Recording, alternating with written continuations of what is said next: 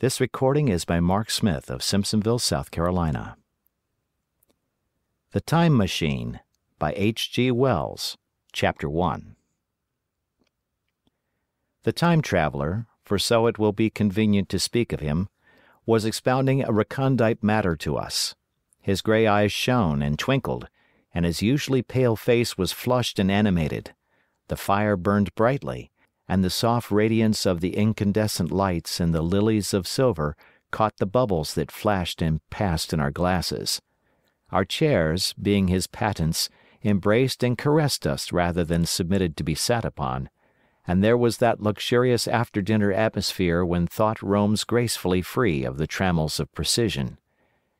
And he put it to us in this way, marking the points with a lean forefinger, as we sat and lazily admired his earnestness over this new paradox, as we thought it, and his fecundity. You must follow me carefully. I shall have to controvert one or two ideas that are almost universally accepted. The geometry, for instance, they taught you at school is founded on a misconception. "Is not that rather a large thing to expect us to begin upon?" said Filby, an argumentative person with red hair. "I do not mean to ask you to accept anything without reasonable ground for it. You will soon admit as much as I need from you. You know, of course, that a mathematical line, a line of thickness nil, has no real existence. They taught you that? Neither has a mathematical plane. These things are mere abstractions." "That is all right," said the psychologist. "Nor, having only length, breadth, and thickness, can a cube have a real existence." "There I object," said Filby. "Of course a solid body may exist. All real things—" "So most people think. But wait a moment. Can an instantaneous cube exist?" "Don't follow you," said Filby. "Can a cube that does not last for any time at all have a real existence?"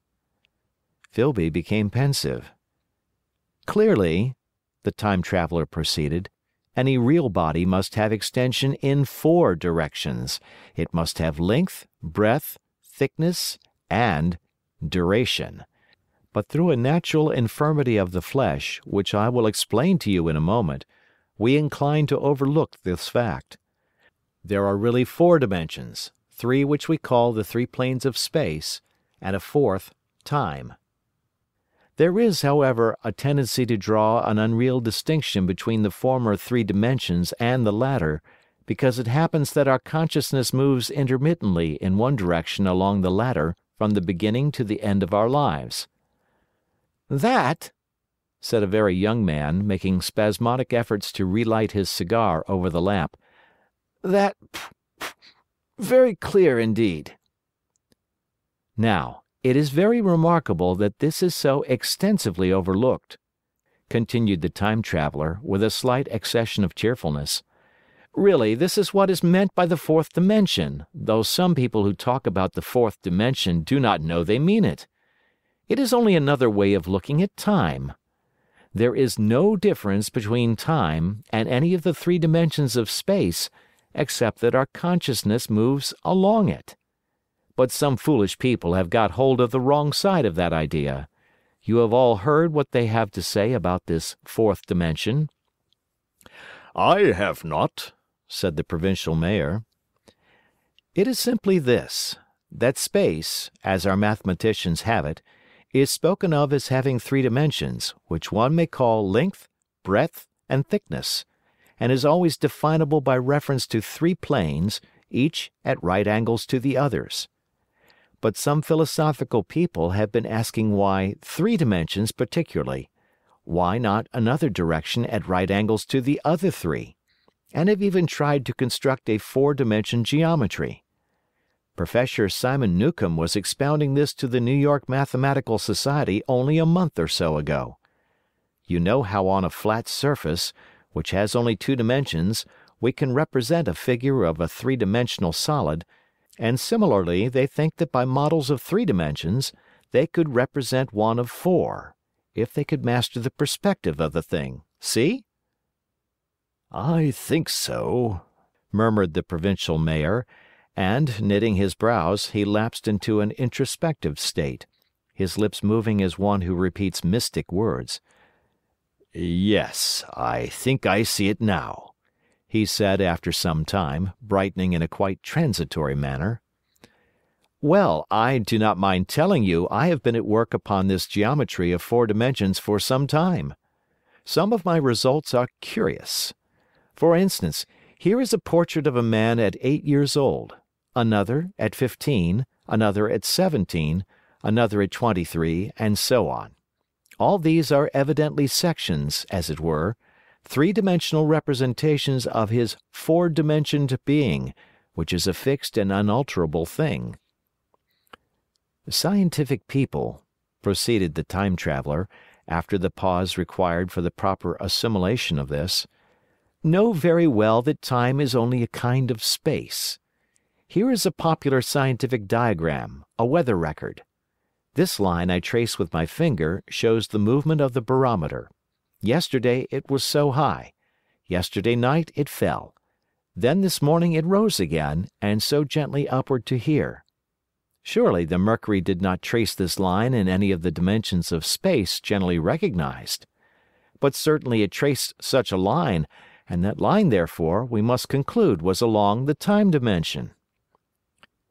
"But," said the medical man, staring hard at a coal in the fire, "if time is really only a 4th dimension of space, why is it, and why has it always been, regarded as something different?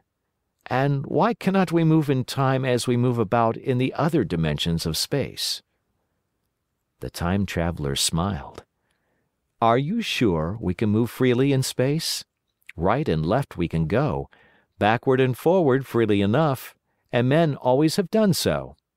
I admit we move freely in 2 dimensions, but how about up and down? Gravitation limits us there." "Not exactly," said the medical man. "There are balloons." "But before the balloons, save for spasmodic jumping and the inequalities of the surface, man had no freedom of vertical movement." "Still, they could move a little up and down," said the medical man. "Easier, far easier down than up." "And you cannot move at all in time, you cannot get away from the present moment." "My dear sir, that is just where you are wrong. This is just where the whole world has gone wrong. We are always getting away from the present moment. Our mental existences, which are immaterial and have no dimensions, are passing along the time dimension with a uniform velocity from the cradle to the grave. Just as we should travel down if we began our existence 50 miles above the earth's surface." "Now, the great difficulty is this," interrupted the psychologist. "You can move about in all directions of space, but you cannot move about in time." "That is the germ of my great discovery. But you are wrong to say that we cannot move about in time. For instance, if I am recalling an incident very vividly, I go back to the instant of its occurrence. I become absent-minded, as you say. I jump back for a moment. Of course, we have no means of staying back for any length of time, any more than a savage or an animal has of staying 6 feet above the ground. But a civilized man is better off than the savage in this respect. He can go up against gravitation in a balloon, and why should he not hope that ultimately he may be able to stop or accelerate his drift along the time dimension, or even turn about and travel the other way?" "Oh, this," began Filby, "is all—" "Why not?" said the Time Traveller. "It's against reason," said Filby. "What reason?" said the Time Traveller. "You can show black is white by argument," said Filby, "but you will never convince me." "Possibly not," said the Time Traveller. "But now you begin to see the object of my investigations into the geometry of 4 dimensions. Long ago I had a vague inkling of a machine—" "To travel through time!" exclaimed the very young man. that shall travel indifferently in any direction of space and time, as the driver determines." Filby contented himself with laughter. "But I have experimental verification," said the Time Traveler. "It would be remarkably convenient for the historian," the Psychologist suggested. "One might travel back and verify the accepted account of the Battle of Hastings, for instance." "Don't you think you would attract attention?" said the Medical Man. "Our ancestors had no great tolerance for anachronisms." "One might get one's Greek from the very lips of Homer and Plato," the Very Young Man thought. "In which case they would certainly plow you for the little go. The German scholars have improved Greek so much." "Then there is the future," said the Very Young Man. "Just think! One might invest all one's money, leave it to accumulate at interest, and hurry on ahead." "To discover a society," said I, "erected on a strictly communistic basis." "Of all the wild, extravagant theories!" began the Psychologist. "Yes, so it seemed to me, and so I never talked of it until—" "Experimental verification!" cried I. "You are going to verify that?" "The experiment!" cried Filby, who was getting brain-weary. "Let's see your experiment anyhow," said the Psychologist, "though it's all humbug, you know." The Time Traveler smiled around at us. Then, still smiling faintly, and with his hands deep in his trousers pockets, he walked slowly out of the room, and we heard his slippers shuffling down the long passage to his laboratory. The Psychologist looked at us. "I wonder what he's got." "Some sleight of hand trick or other?" said the Medical Man, and Filby tried to tell us about a conjurer he had seen at Burslem, but before he had finished his preface the Time Traveler came back, and Filby's anecdote collapsed. The thing the Time Traveler held in his hand was a glittering metallic framework, scarcely larger than a small clock, and very delicately made. There was ivory in it, and some transparent crystalline substance. And now I must be explicit, for this that follows, unless his explanation is to be accepted, is an absolutely unaccountable thing. He took one of the small octagonal tables that were scattered about the room and set it in front of the fire, with 2 legs on the hearthrug. On this table he placed the mechanism. Then he drew up a chair and sat down. The only other object on the table was a small shaded lamp, the bright light of which fell upon the model. There were also perhaps a dozen candles about, 2 in brass candlesticks upon the mantel and several in sconces, so that the room was brilliantly illuminated. I sat in a low armchair nearest the fire, and I drew this forward so as to be almost between the Time Traveler and the fireplace. Filby sat behind him, looking over his shoulder. The Medical Man and the Provincial Mayor watched him in profile from the right, the Psychologist from the left. The Very Young Man stood behind the Psychologist. We were all on the alert. It appears incredible to me that any kind of trick, however subtly conceived and however adroitly done, could have been played upon us under these conditions. The Time Traveler looked at us, and then at the mechanism. "Well?" said the Psychologist. "This little affair," said the Time Traveler, resting his elbows upon the table and pressing his hands together above the apparatus, "is only a model. It is my plan for a machine to travel through time. You will notice that it looks singularly askew and that there is an odd twinkling appearance about this bar, as though it was in some way unreal." He pointed to the part with his finger. "Also, here is one little white lever, and here is another." The Medical Man got up out of his chair and peered into the thing. "It's beautifully made," he said. "It took 2 years to make," retorted the Time Traveler. Then, when we had all imitated the action of the Medical Man, he said, "Now I want you clearly to understand that this lever, being pressed over, sends the machine gliding into the future, and this other reverses the motion. This saddle represents the seat of a time traveler. Presently I am going to press the lever, and off the machine will go. It will vanish, pass into future time, and disappear. Have a good look at the thing.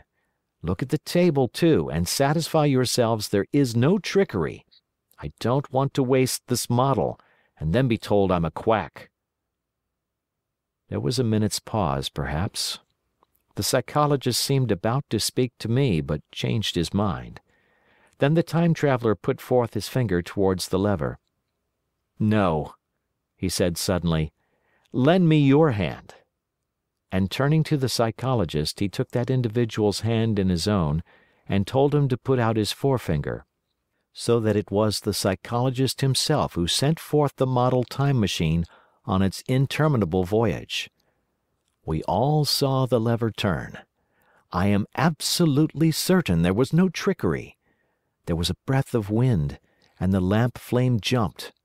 One of the candles on the mantel was blown out, and the little machine suddenly swung round, became indistinct, was seen as a ghost for a second perhaps, as an eddy of faintly glittering brass and ivory, and it was gone, vanished. Save for the lamp, the table was bare. Everyone was silent for a minute.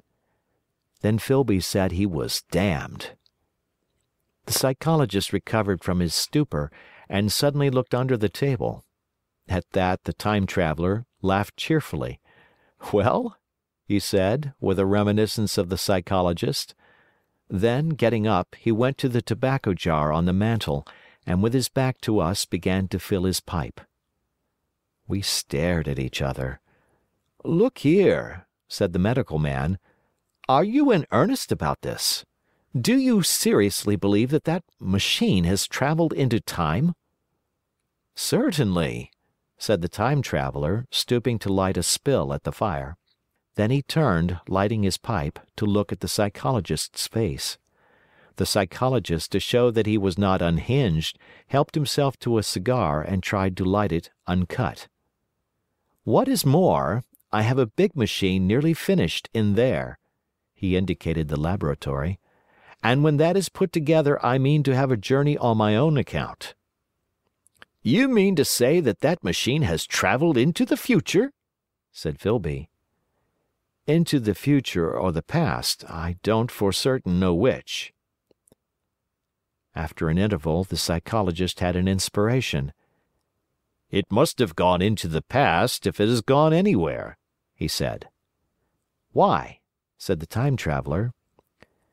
"Because I presume that it has not moved in space, and if it has traveled into the future, it would still be here all this time, since it must have traveled through this time." "But," I said, "if it traveled into the past, it would have been visible when we first came into this room, and last Thursday when we were here, and the Thursday before that, and so forth." "Serious objections," remarked the provincial mayor, with an air of impartiality, turning towards the time traveler. "Not a bit," said the time traveler, and to the psychologist, "You think. You can explain that. It's presentation below the threshold, you know, diluted presentation." "Of course," said the psychologist, and reassured us. "That's a simple point of psychology. I should have thought of it. It's plain enough, and helps the paradox delightfully. We cannot see it, nor can we appreciate this machine, any more than we can the spoke of a wheel spinning, or a bullet flying through the air. If it is traveling through time 50 times or 100 times faster than we are, if it gets through a minute while we get through a second, the impression it creates will of course be only 1/50th or 1/100th of what it would make if it were not traveling in time. That's plain enough." He passed his hand through the space in which the machine had been. "You see?" he said, laughing. We sat and stared at the vacant table for a minute or so. Then the time traveler asked us what we thought of it all. "It seems plausible enough tonight," said the medical man. "But wait until tomorrow. Wait for the common sense of the morning." "Would you like to see the Time Machine itself?" asked the Time Traveler. And therewith, taking the lamp in his hand, he led the way down the long, draughty corridor to his laboratory. I remember vividly the flickering light, his queer, broad head in silhouette, the dance of the shadows, how we all followed him, puzzled but incredulous, and how there in the laboratory we beheld a larger edition of the little mechanism which we had seen vanish from before our eyes. Parts were of nickel, parts of ivory, parts had certainly been filed or sawn out of rock crystal. The thing was generally complete, but the twisted crystalline bars lay unfinished upon the bench beside some sheets of drawings, and I took one up for a better look at it. Quartz it seemed to be. "Look here," said the medical man. "Are you perfectly serious? Or is this a trick, like that ghost you showed us last Christmas?" "Upon that machine," said the Time Traveler, holding the lamp aloft, "I intend to explore time. Is that plain? I was never more serious in my life." None of us knew quite how to take it. I caught Filby's eye over the shoulder of the medical man, and he winked at me solemnly. End of chapter. Chapter 2. I think that at that time none of us quite believed in the Time Machine. The fact is, the Time Traveler was one of those men who are too clever to be believed. You never felt that you saw all round him. You always suspected some subtle reserve, some ingenuity and ambush, behind his lucid frankness. Had Filby shown the model and explained the matter in the Time Traveler's words, we should have shown him far less skepticism, for we should have perceived his motives. A pork butcher could understand Filby. But the Time Traveler had more than a touch of whim among his elements, and we distrusted him. Things that would have made the frame of a less clever man seemed tricks in his hands. It is a mistake to do things too easily. The serious people who took him seriously never felt quite sure of his deportment. They were somehow aware that trusting their reputations for judgment with him was like furnishing a nursery with eggshell china. So I don't think any of us said very much about time traveling in the interval between that Thursday and the next, though its odd potentialities ran, no doubt, in most of our minds. Its plausibility, that is, its practical incredibleness, the curious possibilities of anachronism and of utter confusion it suggested. For my own part, I was particularly preoccupied with the trick of the model. That I remember discussing with the medical man, whom I met on Friday at the Linnaean. He said he had seen a similar thing at Tübingen, and laid considerable stress on the blowing out of the candle. But how the trick was done he could not explain. The next Thursday I went again to Richmond. I suppose I was one of the Time Traveler's most constant guests, and, arriving late, found 4 or 5 men already assembled in his drawing-room. The medical man was standing before the fire with a sheet of paper in one hand and his watch in the other. I looked round for the Time Traveler, and— "It's 7:30 now," said the medical man. "I suppose we'd better have dinner?" "Where's—" said I, naming our host. "You've just come. It's rather odd. He's unavoidably detained. He asks me in this note to lead off with dinner at 7 if he's not back. Says he'll explain when he comes." "It seems a pity to let the dinner spoil," said the editor of a well-known daily paper, and thereupon the doctor rang the bell. The psychologist was the only person besides the doctor and myself who had attended the previous dinner. The other men were Blank, the editor aforementioned, a certain journalist, and another, a quiet, shy man with a beard, whom I didn't know, and who, as far as my observation went, never opened his mouth all the evening. There was some speculation at the dinner table about the Time Traveler's absence, and I suggested time traveling in a half-jocular spirit. The editor wanted that explained to him, and the psychologist volunteered a wooden account of the ingenious paradox and trick we had witnessed that day week. He was in the midst of his exposition when the door from the corridor opened slowly and without noise. I was facing the door and saw it first. "Hallo!" I said. "At last!" And the door opened wider, and the Time Traveller stood before us. I gave a cry of surprise. "Good heavens, man, what's the matter?" cried the medical man, who saw him next, and the whole tableful turned towards the door. He was in an amazing plight. His coat was dusty and dirty, and smeared with green down the sleeves, his hair disordered, and as it seemed to me, grayer, either with dust and dirt or because its colour had actually faded. His face was ghastly pale, his chin had a brown cut on it, a cut half-healed.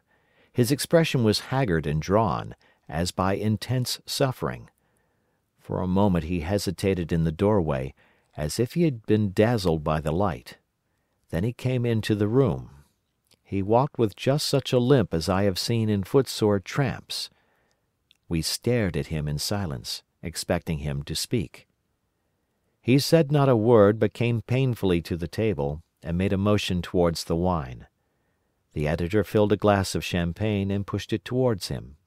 He drained it, and it seemed to do him good, for he looked round the table, and the ghost of his old smile flickered across his face. "What on earth have you been up to, man?" said the doctor. The Time Traveller did not seem to hear. "Don't let me disturb you," he said, with a certain faltering articulation. "I'm all right." He stopped, held out his glass for more, and took it off at a draught. "That's good," he said. His eyes grew brighter, and a faint colour came into his cheeks. His glance flickered over our faces with a certain dull approval, and then went around the warm and comfortable room. Then he spoke again, still as if it were feeling his way among his words. "I'm going to wash and dress, and then I'll come down and explain things. Save me some of that mutton. I'm starving for a bit of meat." He looked across at the editor, who was a rare visitor, and hoped he was all right. The editor began a question. "Tell you presently," said the Time Traveller. "I'm funny. Be all right in a minute." He put down his glass and walked towards the staircase door. Again I remarked his lameness and the soft padding sound of his footfall, and standing up in my place, I saw his feet as he went out. He had nothing on them but a pair of tattered, blood-stained socks. Then the door closed upon him. I had half a mind to follow, till I remembered how he detested any fuss about himself. For a minute, perhaps, my mind was wool-gathering. Then, "Remarkable behavior of an eminent scientist," I heard the editor say, thinking, after his wont, in headlines, and this brought my attention back to the bright dinner table. "What's the game?" said the journalist. "Has he been doing the amateur cadger? I don't follow." I met the eye of the psychologist and read my own interpretation in his face. I thought of the Time Traveller limping painfully upstairs. I don't think anyone else had noticed his lameness. The first to recover completely from this surprise was the medical man, who rang the bell. The Time Traveller hated to have servants waiting at dinner, for a hot plate. At that the editor turned to his knife and fork with a grunt, and the silent man followed suit. The dinner was resumed. Conversation was exclamatory for a little while, with gaps of wonderment, and then the editor got fervent in his curiosity. "Does our friend eke out his modest income with a crossing? Or has he his Nebuchadnezzar phases?" he inquired. "I feel assured it's this business of the time machine," I said, and took up the psychologist's account of our previous meeting. The new guests were frankly incredulous. The editor raised objections. "What was this time-traveling? A man couldn't cover himself with dust by rolling in a paradox, could he?" And then, as the idea came home to him, he resorted to caricature. Hadn't they any clothes brushes in the future? The journalist, too, would not believe at any price, and joined the editor in the easy work of heaping ridicule on the whole thing. They were both the new kind of journalist, very joyous, irreverent young men. "Our special correspondent in the day after tomorrow reports," the journalist was saying, or rather shouting, when the Time Traveller came back. He was dressed in ordinary evening clothes, and nothing save his haggard look remained of the change that had startled me. "I say," said the editor hilariously, "these chaps here say you have been travelling into the middle of next week. Tell us all about little Rosebery, will you? What will you take for the lot?" The Time Traveller came to the place reserved for him without a word.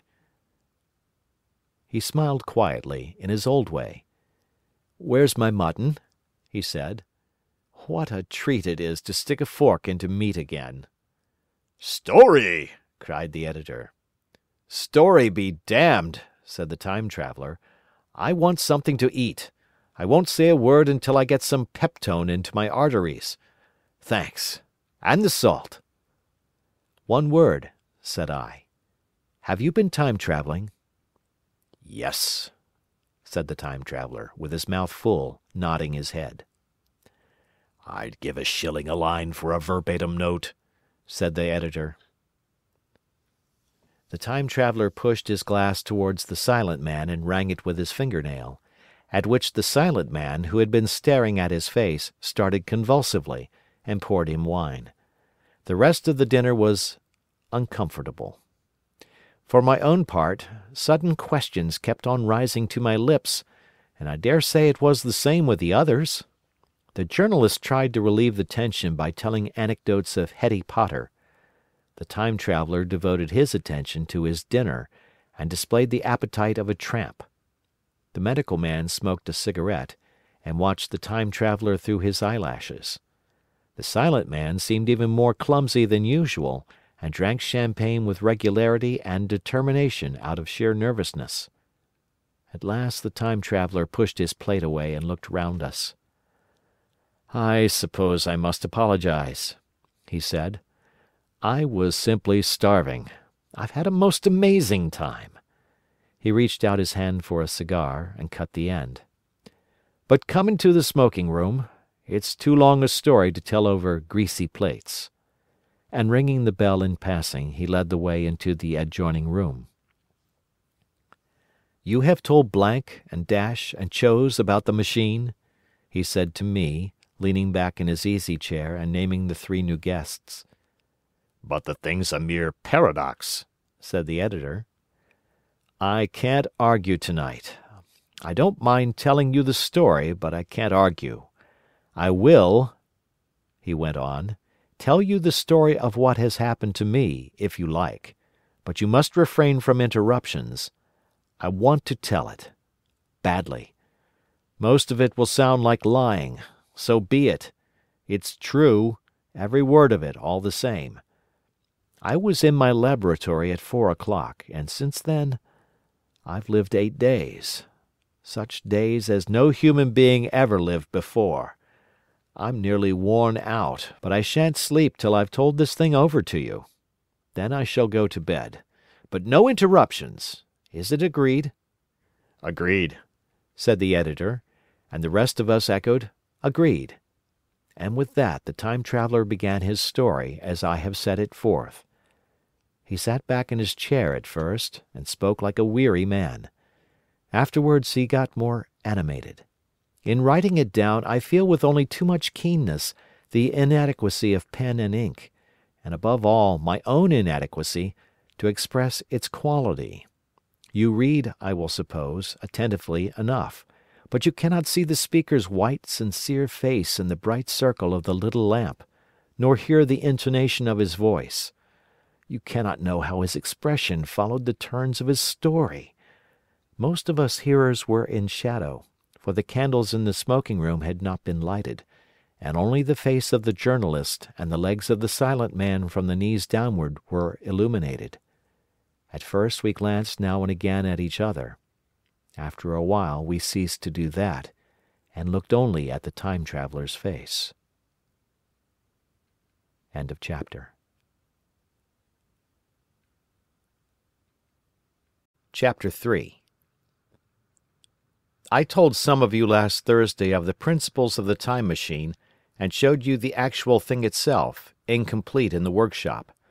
There it is now, a little travel-worn truly, and one of the ivory bars is cracked and a brass rail bent, but the rest of it's sound enough. I expected to finish it on Friday, but on Friday, when the putting together was nearly done, I found that one of the nickel bars was exactly 1 inch too short, and this I had to get remade, so that the thing was not complete until this morning. It was at 10 o'clock today that the first of all time machines began its career. I gave it a last tap, tried all the screws again, put one more drop of oil on the quartz rod, and sat myself in the saddle. I suppose a suicide who holds a pistol to his skull feels much the same wonder at what will come next as I felt then. I took the starting lever in one hand and the stopping one in the other, pressed the first, and almost immediately the second. I seemed to reel. I felt a nightmare sensation of falling, and looking round, I saw the laboratory exactly as before. Had anything happened? For a moment I suspected that my intellect had tricked me. Then I noted the clock. A moment before, as it seemed, it had stood at a minute or so past 10. Now it was nearly 3:30. I drew a breath, set my teeth, gripped the starting lever with both hands, and went off with a thud. The laboratory got hazy and went dark. Mrs. Watchett came in and walked, apparently without seeing me, towards the garden door. I suppose it took her a minute or so to traverse the place, but to me she seemed to shoot across the room like a rocket. I pressed the lever over to its extreme position. The night came like the turning out of a lamp, and in another moment came tomorrow. The laboratory grew faint and hazy, then fainter and ever fainter. Tomorrow night came black, then day again, night again, day again, faster and faster still. An eddying murmur filled my ears, and a strange, dumb confusedness descended on my mind. I'm afraid I cannot convey the peculiar sensations of time traveling. They are excessively unpleasant. There is a feeling exactly like that one has upon a switchback, of a helpless, headlong motion. I felt the same horrible anticipation, too, of an imminent smash. As I put on pace, night followed day like the flapping of a black wing. The dim suggestion of the laboratory seemed presently to fall away from me, and I saw the sun hopping swiftly across the sky, leaping at every minute, and every minute marking a day. I supposed the laboratory had been destroyed, and I had come into the open air. I had a dim impression of scaffolding, but I was already going too fast to be conscious of any moving things. The slowest snail that ever crawled dashed by too fast for me. The twinkling succession of darkness and light was excessively painful to the eye. Then, in the intermittent darknesses, I saw the moon spinning swiftly through her quarters from new to full, and had a faint glimpse of the circling stars. Presently, as I went on, still gaining velocity, the palpitation of night and day merged into one continuous greyness. The sky took on a wonderful deepness of blue, a splendid luminous colour like that of early twilight. The jerking sun became a streak of fire, a brilliant arch in space. The moon a fainter fluctuating band, and I could see nothing of the stars, save now and then a brighter circle flickering in the blue. The landscape was misty and vague. I was still on the hillside upon which this house now stands, and the shoulder rose above me grey and dim. I saw trees growing and changing like puffs of vapour, now brown, now green. They grew, spread, shivered, and passed away. I saw huge buildings rise up faint and fair, and pass like dreams. The whole surface of the earth seemed changed, melting and flowing under my eyes. The little hands upon the dials that registered my speed raced round faster and faster. Presently I noted that the sun belt swayed up and down, from solstice to solstice, in a minute or less, and that consequently my pace was over a year a minute, and minute by minute the white snow flashed across the world and vanished, and was followed by the bright, brief green of spring. The unpleasant sensations of the start were less poignant now. They merged at last into a kind of hysterical exhilaration. I remarked indeed a clumsy swaying of the machine, for which I was unable to account. But my mind was too confused to attend to it, so with a kind of madness growing upon me, I flung myself into futurity. At first I scarce thought of stopping, scarce thought of anything but these new sensations. But presently a fresh series of impressions grew up in my mind, a certain curiosity and therewith a certain dread, until at last they took complete possession of me. What strange developments of humanity, what wonderful advances upon our rudimentary civilization, I thought, might not appear when I came to look nearly into the dim elusive world that raced and fluctuated before my eyes. I saw great and splendid architecture rising about me, more massive than any buildings of our own time, and yet, as it seemed, built of glimmer and mist. I saw a richer green flow up the hillside and remain there, without any wintry intermission. Even through the veil of my confusion the earth seemed very fair, and so my mind came round to the business of stopping. The peculiar risk lay in the possibility of my finding some substance in the space which I, or the machine, occupied. So long as I travelled at a high velocity through time, this scarcely mattered. I was, so to speak, attenuated, was slipping like a vapour through the interstices of intervening substances.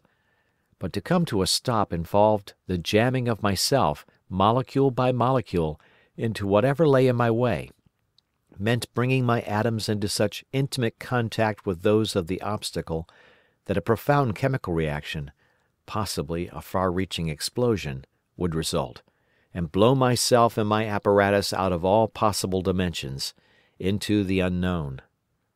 This possibility had occurred to me again and again while I was making the machine, but then I had cheerfully accepted it as an unavoidable risk, one of the risks a man has got to take. Now the risk was inevitable, I no longer saw it in the same cheerful light. The fact is that, insensibly, the absolute strangeness of everything, the sickly jarring and swaying of the machine, above all, the feeling of prolonged falling, had absolutely upset my nerve. I told myself that I could never stop, and with a gust of petulance I resolved to stop forthwith. Like an impatient fool I lugged over the lever, and incontinently the thing went reeling over, and I was flung headlong through the air. There was the sound of a clap of thunder in my ears. I may have been stunned for a moment. A pitiless hail was hissing round me, and I was sitting on soft turf in front of the overset machine. Everything still seemed grey, but presently I remarked that the confusion in my ears was gone. I looked round me. I was on what seemed to be a little lawn in a garden, surrounded by rhododendron bushes, and I noticed that their mauve and purple blossoms were dropping in a shower under the beating of the hailstones. The rebounding, dancing hail hung in a cloud over the machine and drove along the ground like smoke. In a moment I was wet to the skin. "Fine hospitality," said I, "to a man who has travelled innumerable years to see you." Presently I thought what a fool I was to get wet. I stood up and looked round me.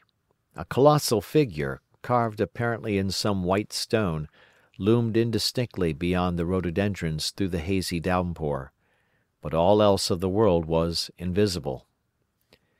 My sensations would be hard to describe. As the columns of hail grew thinner, I saw the white figure more distinctly. It was very large, for a silver birch tree touched its shoulder. It was of white marble, in shape something like a winged sphinx, but the wings, instead of being carried vertically at the sides, were spread so that it seemed to hover. The pedestal, it appeared to me, was of bronze, and was thick with verdigris. It chanced that the face was towards me. The sightless eyes seemed to watch me. There was the faint shadow of a smile on the lips. It was greatly weather-worn, and that imparted an unpleasant suggestion of disease. I stood looking at it for a little space, half a minute perhaps, or half an hour. It seemed to advance and to recede as the hail drove before it, denser or thinner. At last I tore my eyes from it for a moment, and saw that the hail curtain had worn threadbare, and that the sky was lightening with the promise of the sun. I looked up again at the crouching white shape, and the full temerity of my voyage came suddenly upon me. What might appear when that hazy curtain was altogether withdrawn? What might not have happened to men? What if cruelty had grown into a common passion? What if in this interval the race had lost its manliness and had developed into something inhuman, unsympathetic, and overwhelmingly powerful? I might seem some old-world savage animal, only the more dreadful and disgusting for our common likeness, a foul creature to be incontinently slain. Already I saw other vast shapes, huge buildings with intricate parapets and tall columns, with a wooded hillside dimly creeping in upon me through the lessening storm. I was seized with a panic fear. I turned frantically to the time machine, and strove hard to readjust it.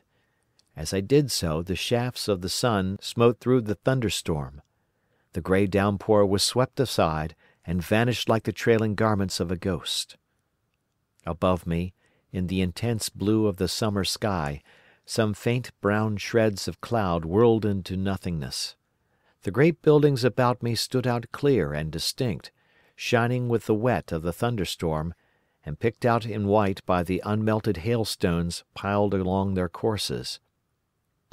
I felt naked in a strange world.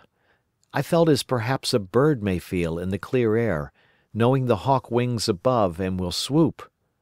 My fear grew to frenzy.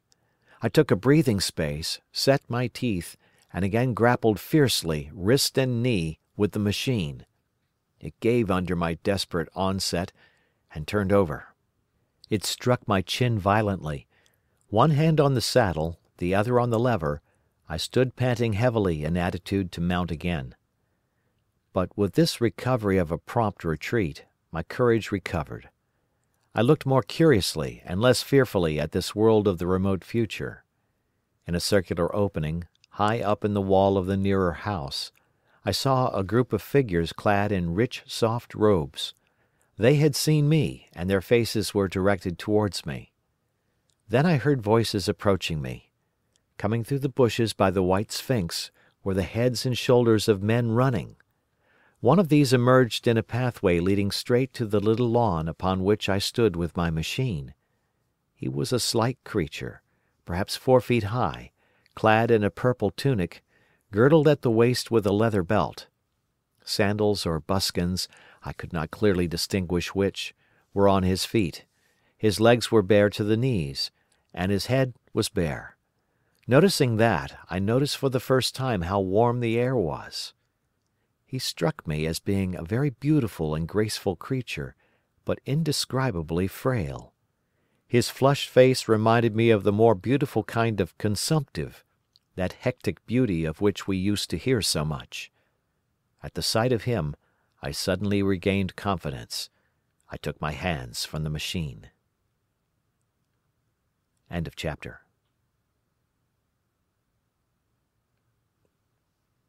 Chapter 4. In another moment we were standing face to face, I and this fragile thing out of futurity.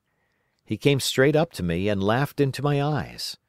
The absence from his bearing of any sign of fear struck me at once.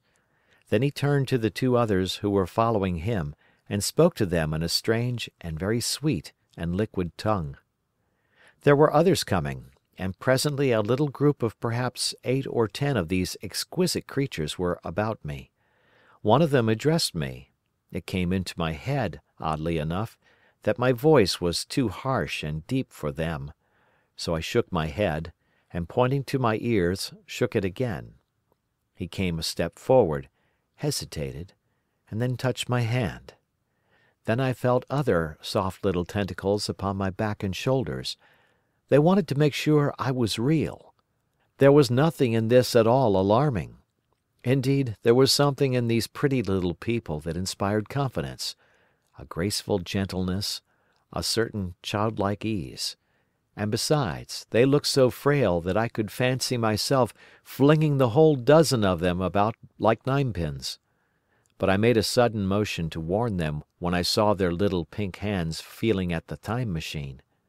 Happily then, when it was not too late, I thought of a danger I had hitherto forgotten, and reaching over the bars of the machine, I unscrewed the little levers that would set it in motion, and put these in my pocket. Then I turned again to see what I could do in the way of communication. And then, looking more nearly into their features, I saw some further peculiarities in their Dresden china type of prettiness. Their hair, which was uniformly curly, came to a sharp end at the neck and cheek. There was not the faintest suggestion of it on the face, and their ears were singularly minute. The mouths were small, with bright red, rather thin lips, and the little chins ran to a point. The eyes were large and mild, and, this may seem egotism on my part, I fancied even that there was a certain lack of the interest I might have expected in them. As they made no effort to communicate with me, but simply stood round me, smiling and speaking in soft cooing notes to each other, I began the conversation. I pointed to the time machine and to myself. Then, hesitating for a moment how to express time, I pointed to the sun. At once a quaintly pretty little figure in checkered purple and white followed my gesture, and then astonished me by imitating the sound of thunder. For a moment I was staggered, though the import of his gesture was plain enough. The question had come into my mind abruptly. Were these creatures fools? You may hardly understand how it took me. You see, I had always anticipated that the people of the year 802,000 odd would be incredibly in front of us in knowledge, art, everything. Then one of them suddenly asked me a question that showed him to be on the intellectual level of one of our 5-year-old children. Asked me, in fact, if I had come from the sun in a thunderstorm. It let loose the judgment I had suspended upon their clothes, their frail light limbs and fragile features. A flow of disappointment rushed across my mind. For a moment I felt that I had built the time machine in vain. I nodded, pointed to the sun, and gave them such a vivid rendering of a thunderclap as startled them. They all withdrew a pace or so and bowed. Then came one laughing towards me, carrying a chain of beautiful flowers altogether new to me, and put it about my neck. The idea was received with melodious applause, and presently they were all running to and fro for flowers, and laughingly flinging them upon me until I was almost smothered with blossom. You who have never seen the like can scarcely imagine what delicate and wonderful flowers countless years of culture had created. Then someone suggested that their playthings should be exhibited in the nearest building, and so I was led past the Sphinx of white marble, which had seemed to watch me all the while with a smile at my astonishment, towards a vast grey edifice of fretted stone. As I went with them, the memory of my confident anticipations of a profoundly grave and intellectual posterity came with irresistible merriment to my mind. The building had a huge entry, and was altogether of colossal dimensions. I was naturally most occupied with the growing crowd of little people, and with the big open portals that yawned before me shadowy and mysterious. My general impression of the world I saw over their heads was a tangled waste of beautiful bushes and flowers, a long neglected and yet weedless garden. I saw a number of tall spikes of strange white flowers, measuring a foot perhaps across the spread of the waxen petals. They grew scattered, as if wild, among the variegated shrubs, but, as I say, I did not examine them closely at this time. The time machine was left deserted on the turf among the rhododendrons. The arch of the doorway was richly carved, but naturally I did not observe the carving very narrowly, though I fancied I saw suggestions of old Phoenician decorations as I passed through, and it struck me that they were very badly broken and weather-worn. Several more brightly clad people met me in the doorway, and so we entered, I, dressed in dingy 19th century garments, looking grotesque enough, garlanded with flowers, and surrounded by an edifying mass of bright, soft-colored robes and shining white limbs, in the melodious whirl of laughter and laughing speech. The big doorway opened into a proportionately great hall hung with brown. The roof was in shadow, and the windows, partially glazed with colored glass and partially unglazed, admitted a tempered light. The floor was made up of huge blocks of some very hard white metal, not plates nor slabs, blocks, and it was so much worn, as I judged from the going to and fro of past generations, as to be deeply channeled along the more frequented ways. Transverse to the length were innumerable tables made of slabs of polished stone, raised perhaps a foot from the floor, and upon these were heaps of fruits. Some I recognized as a kind of hypertrophied raspberry and orange, but for the most part they were strange. Between the tables was scattered a great number of cushions. Upon these my conductors seated themselves, signing for me to do likewise. With a pretty absence of ceremony, they began to eat the fruit with their hands, flinging peel and stalks and so forth into the round openings in the sides of the tables. I was not loath to follow their example, for I felt thirsty and hungry. As I did so, I surveyed the hall at my leisure. And perhaps the thing that struck me most was its dilapidated look. The stained glass windows, which displayed only a geometrical pattern, were broken in many places, and the curtains that hung across the lower end were thick with dust. And it caught my eye that the corner of the marble table near me was fractured. Nevertheless, the general effect was extremely rich and picturesque. There were perhaps a couple of hundred people dining in the hall, and most of them, seated as near to me as they could come, were watching me with interest, their little eyes shining over the fruit they were eating. All were clad in the same soft and yet strong silky material. Fruit, by the by, was all their diet. These people of the remote future were strict vegetarians, and while I was with them, in spite of some carnal cravings, I had to be frugivorous also. Indeed, I found afterwards that horses, cattle, sheep, dogs, had followed the ichthyosaurus into extinction. But the fruits were very delightful.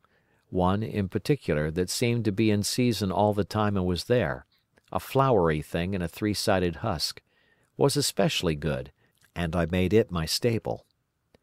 At first I was puzzled by all these strange fruits, and by the strange flowers I saw, but later I began to perceive their import.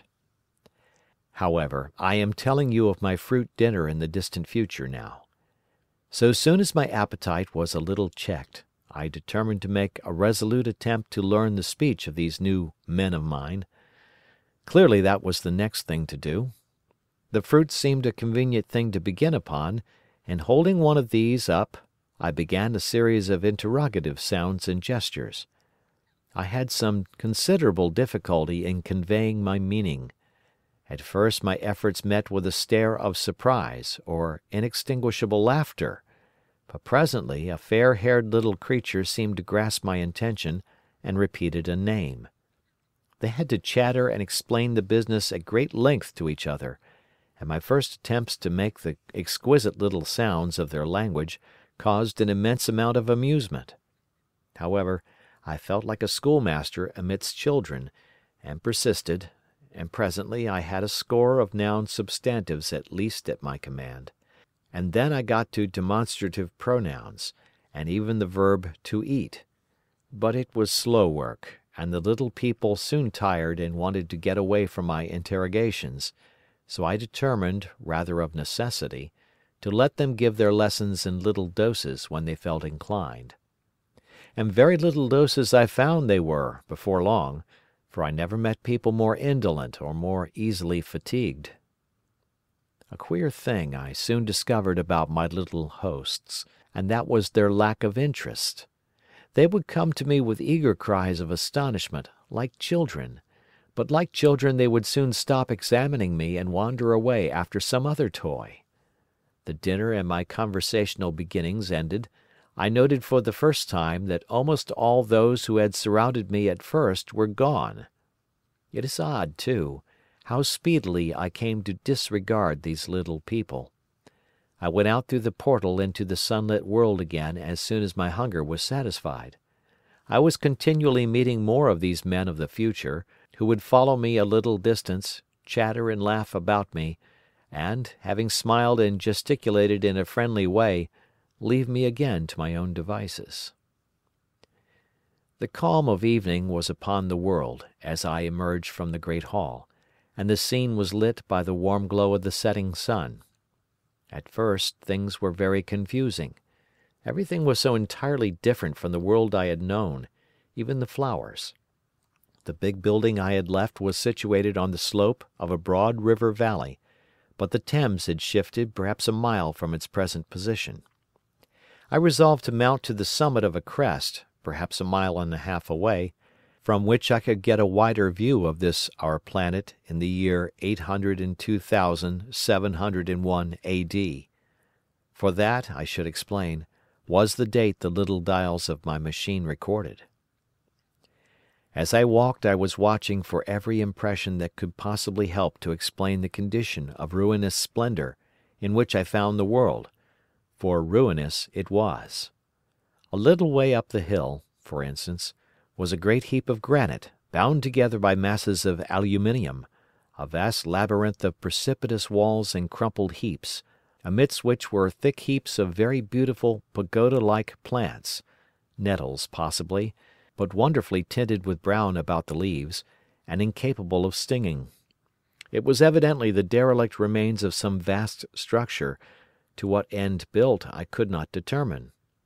It was here that I was destined, at a later date, to have a very strange experience, the first intimation of a still stranger discovery, but of that I will speak in its proper place. Looking round with a sudden thought, from a terrace on which I rested for a while, I realized that there were no small houses to be seen. Apparently the single house, and possibly even the household, had vanished. Here and there among the greenery were palace-like buildings, but the house and the cottage, which form such characteristic features of our own English landscape, had disappeared. Communism, said I to myself. And on the heels of that came another thought.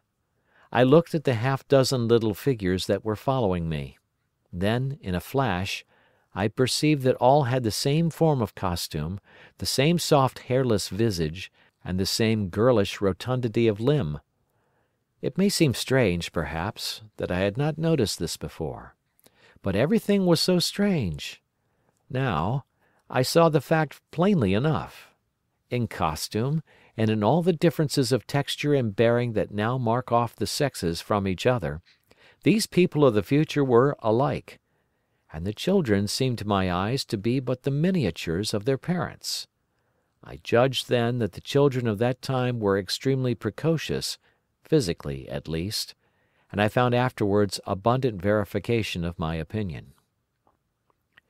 Seeing the ease and security in which these people were living, I felt that this close resemblance of the sexes was after all what one would expect, for the strength of a man and the softness of a woman, the institution of the family, and the differentiation of occupations are mere militant necessities of an age of physical force.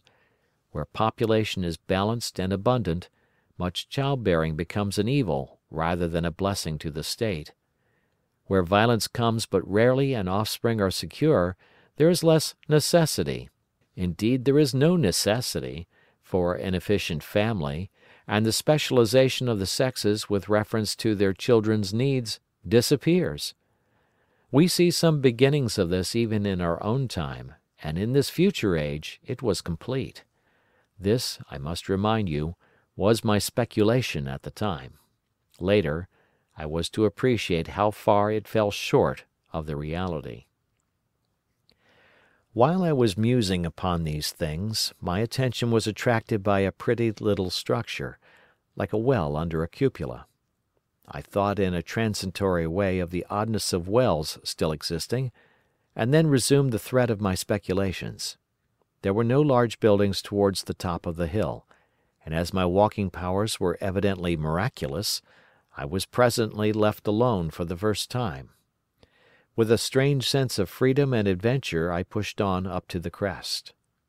There I found a seat of some yellow metal that I did not recognize, corroded in places with a kind of pinkish rust, and half smothered in soft moss, the armrests cast and filed into the resemblance of griffins' heads. I sat down on it, and I surveyed the broad view of our old world under the sunset of that long day. It was as sweet and fair a view as I have ever seen. The sun had already gone below the horizon, and the west was flaming gold, touched with some horizontal bars of purple and crimson. Below was the valley of the Thames, in which the river lay like a band of burnished steel.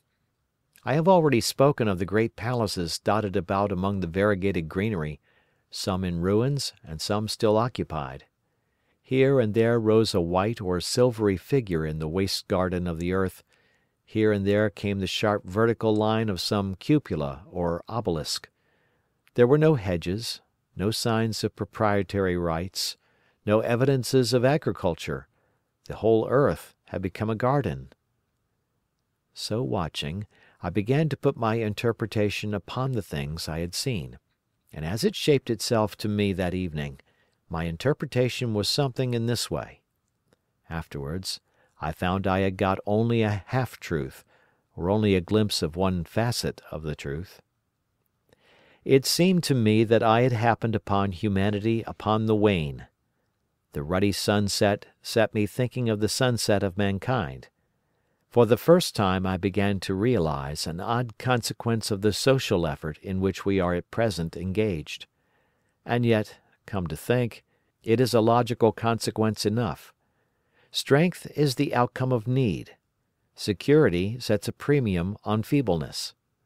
The work of ameliorating the conditions of life, the true civilizing process that makes life more and more secure, had gone steadily on to a climax. One triumph of a united humanity over nature had followed another. Things that are now mere dreams had become projects deliberately put in hand and carried forward, and the harvest was what I saw. After all, the sanitation and the agriculture of today are still in the rudimentary stage. The science of our time has attacked but a little department of the field of human disease, but even so, it spreads its operations very steadily and persistently. Our agriculture and horticulture destroy a weed just here and there, and cultivate perhaps a score or so of wholesome plants, leaving the greater number to fight out a balance as they can. We improve our favorite plants and animals, and how few they are, gradually by selective breeding. Now a new and better peach, now a seedless grape, now a sweeter and larger flower, now a more convenient breed of cattle. We improve them gradually, because our ideals are vague and tentative, and our knowledge is very limited, because nature, too, is shy and slow in our clumsy hands. Some day all of this will be better organized, and still better. That is the drift of the current in spite of the eddies. The whole world will be intelligent, educated, and cooperating. Things will move faster and faster towards the subjugation of nature. In the end, wisely and carefully we shall readjust the balance of animal and vegetable life to suit our human needs. This adjustment, I say, must have been done, and done well. Done indeed for all time, in the space of time across which my machine had leaped. The air was free from gnats, the earth from weeds or fungi. Everywhere were fruits and sweet and delightful flowers. Brilliant butterflies flew hither and thither. The ideal of preventive medicine was attained. Diseases had been stamped out. I saw no evidence of any contagious diseases during all my stay, and I shall have to tell you later that even the processes of putrefaction and decay had been profoundly affected by these changes. Social triumphs, too, had been affected. I saw mankind housed in splendid shelters, gloriously clothed, and as yet I had found them engaged in no toil. There were no signs of struggle, neither social nor economical struggle. The shop, the advertisement, traffic, all that commerce which constitutes the body of our world, was gone. It was natural on that golden evening that I should jump at the idea of a social paradise.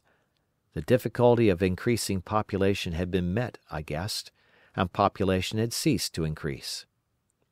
But with this change in condition comes inevitably adaptations to the change.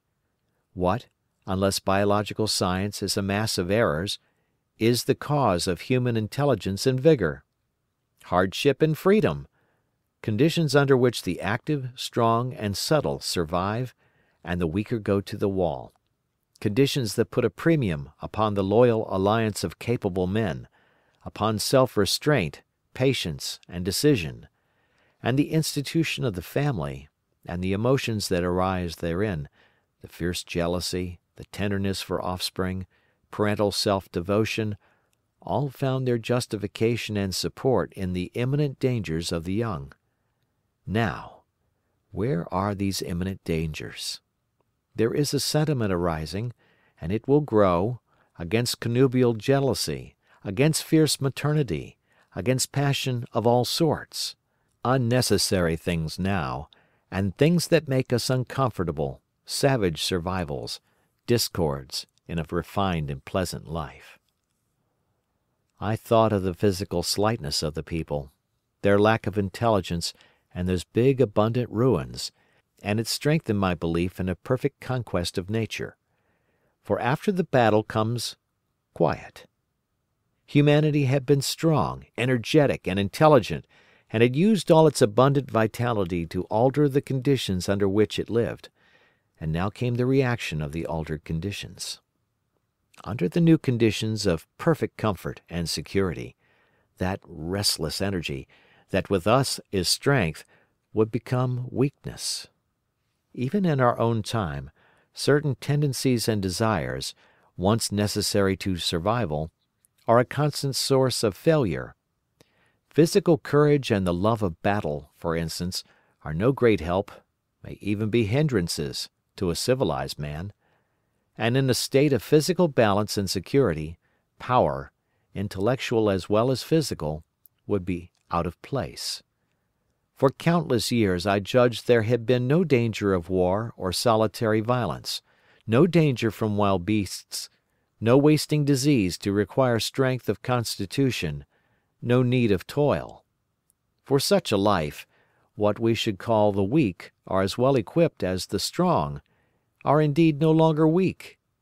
Better equipped indeed they are, for the strong would be fretted by an energy for which there was no outlet.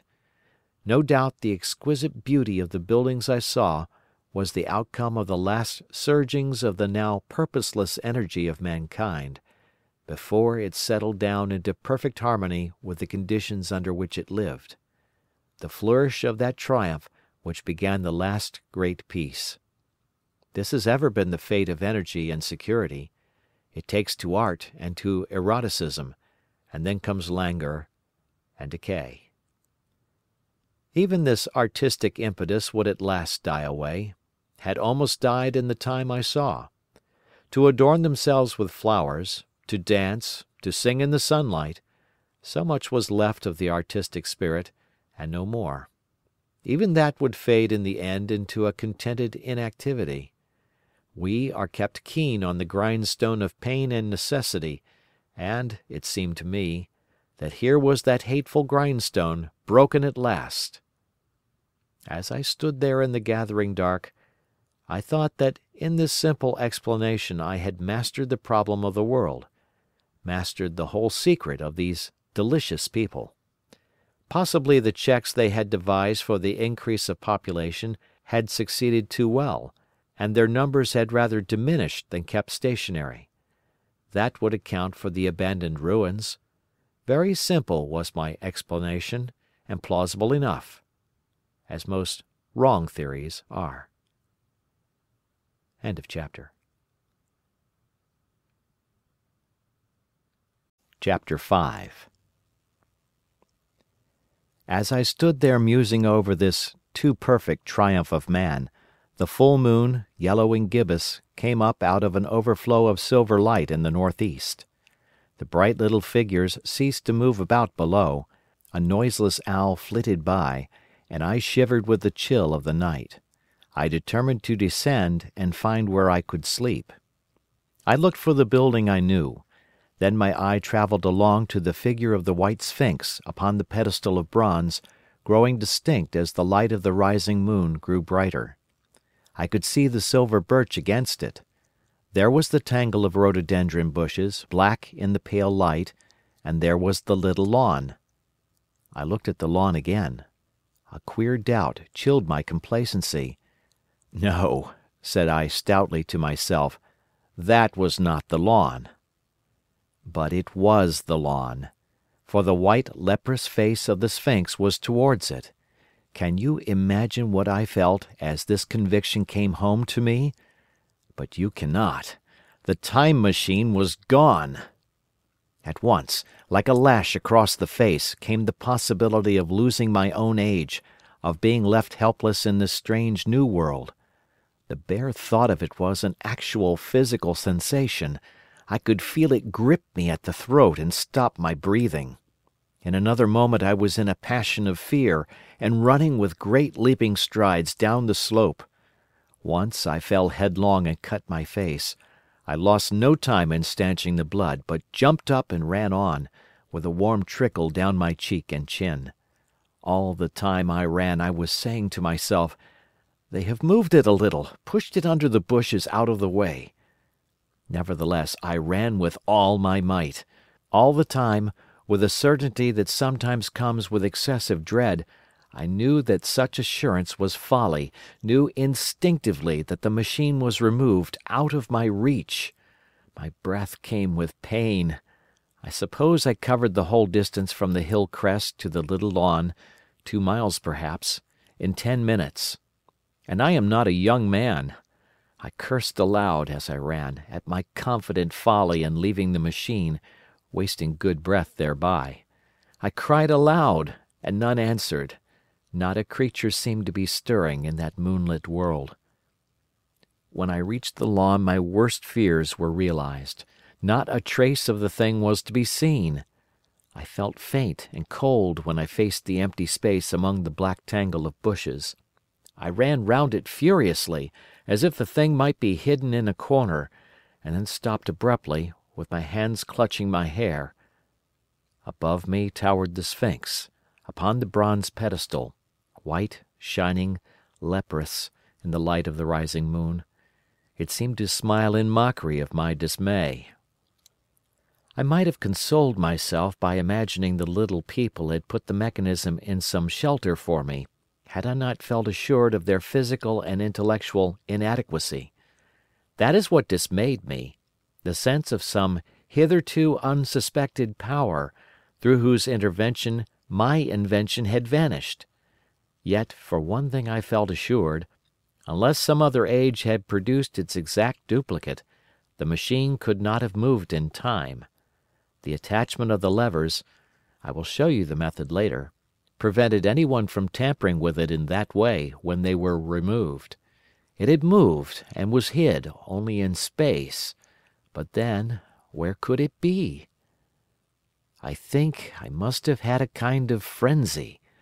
I remember running violently in and out among the moonlit bushes all round the sphinx, and startling some white animal that, in the dim light, I took for a small deer. I remember, too, late that night, beating the bushes with my clenched fist until my knuckles were gashed and bleeding from the broken twigs.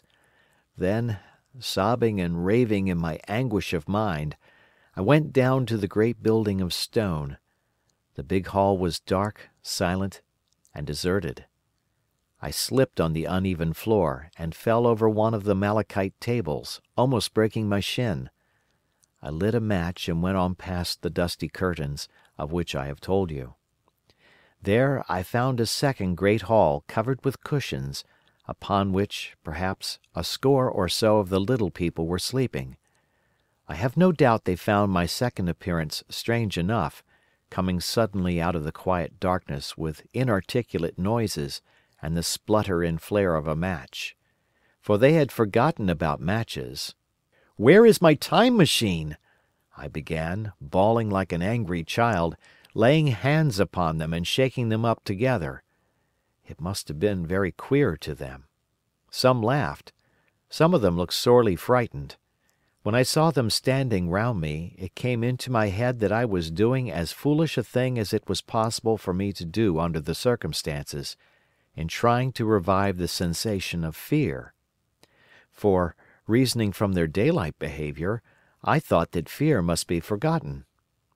Abruptly, I dashed down the match, and knocking one of the people over in my course, went blundering across the big dining hall again, out under the moonlight. I heard cries of terror and their little feet running and stumbling this way and that. I do not remember all I did as the moon crept up the sky. I suppose it was the unexpected nature of my loss that maddened me. I felt hopelessly cut off from my own kind, a strange animal in an unknown world. I must have raved to and fro, screaming and crying upon God and fate.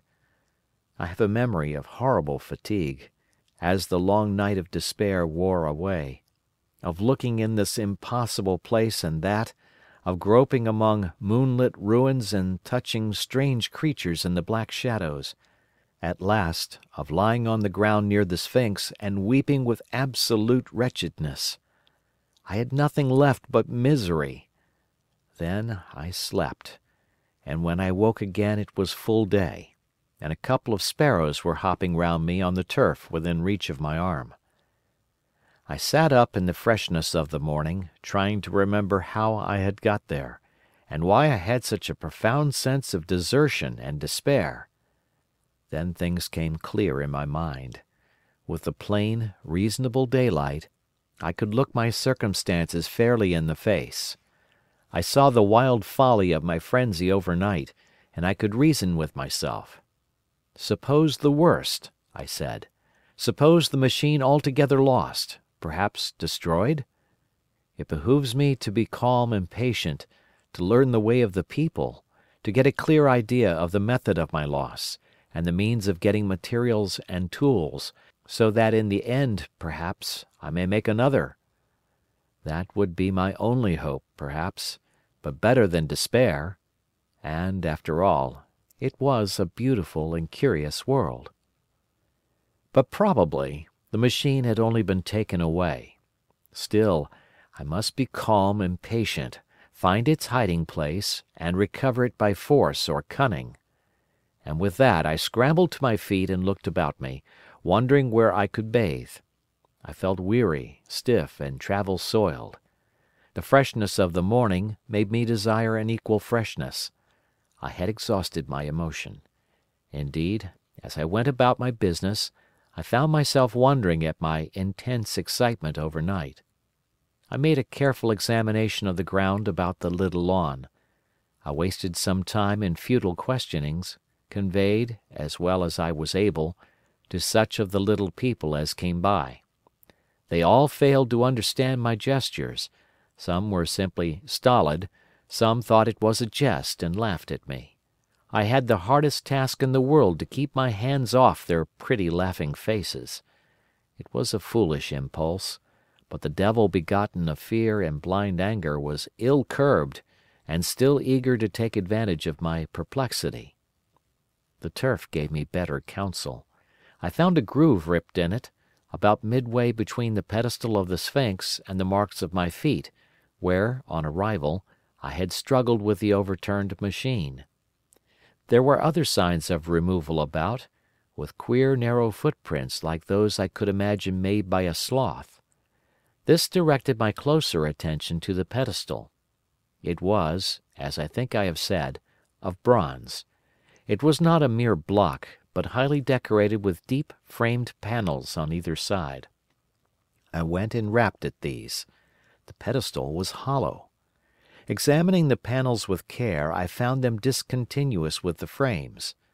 There were no handles or keyholes, but possibly the panels, if they were doors, as I supposed, opened from within. One thing was clear enough to my mind. It took no very great mental effort to infer that my time machine was inside that pedestal, but how it got there was a different problem.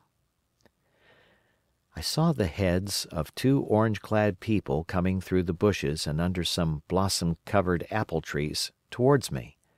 I turned smiling to them and beckoned them to me. They came, and then, pointing to the bronze pedestal, I tried to intimate my wish to open it. But at my first gesture towards this they behaved very oddly.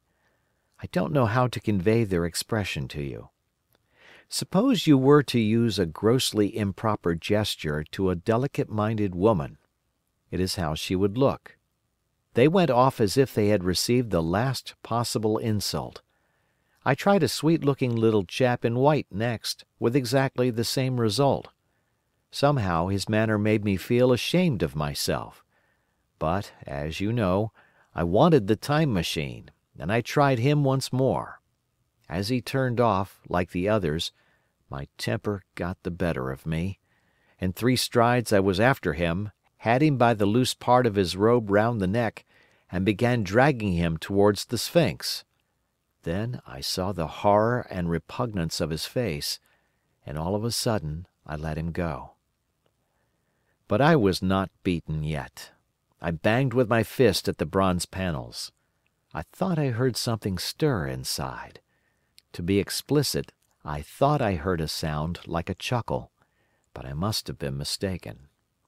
Then I got a big pebble from the river and came and hammered till I had flattened a coil in the decorations, and the verdigris came off in powdery flakes.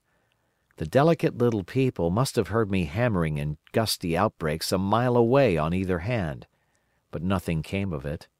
I saw a crowd of them upon the slopes, looking furtively at me. At last, hot and tired, I sat down to watch the place. But I was too restless to watch long. I am too occidental for a long vigil. I could work at a problem for years, but to wait inactive for 24 hours, that is another matter. I got up after a time, and began walking aimlessly through the bushes towards the hill again. "Patience," said I to myself. "If you want your machine again, you must leave that Sphinx alone.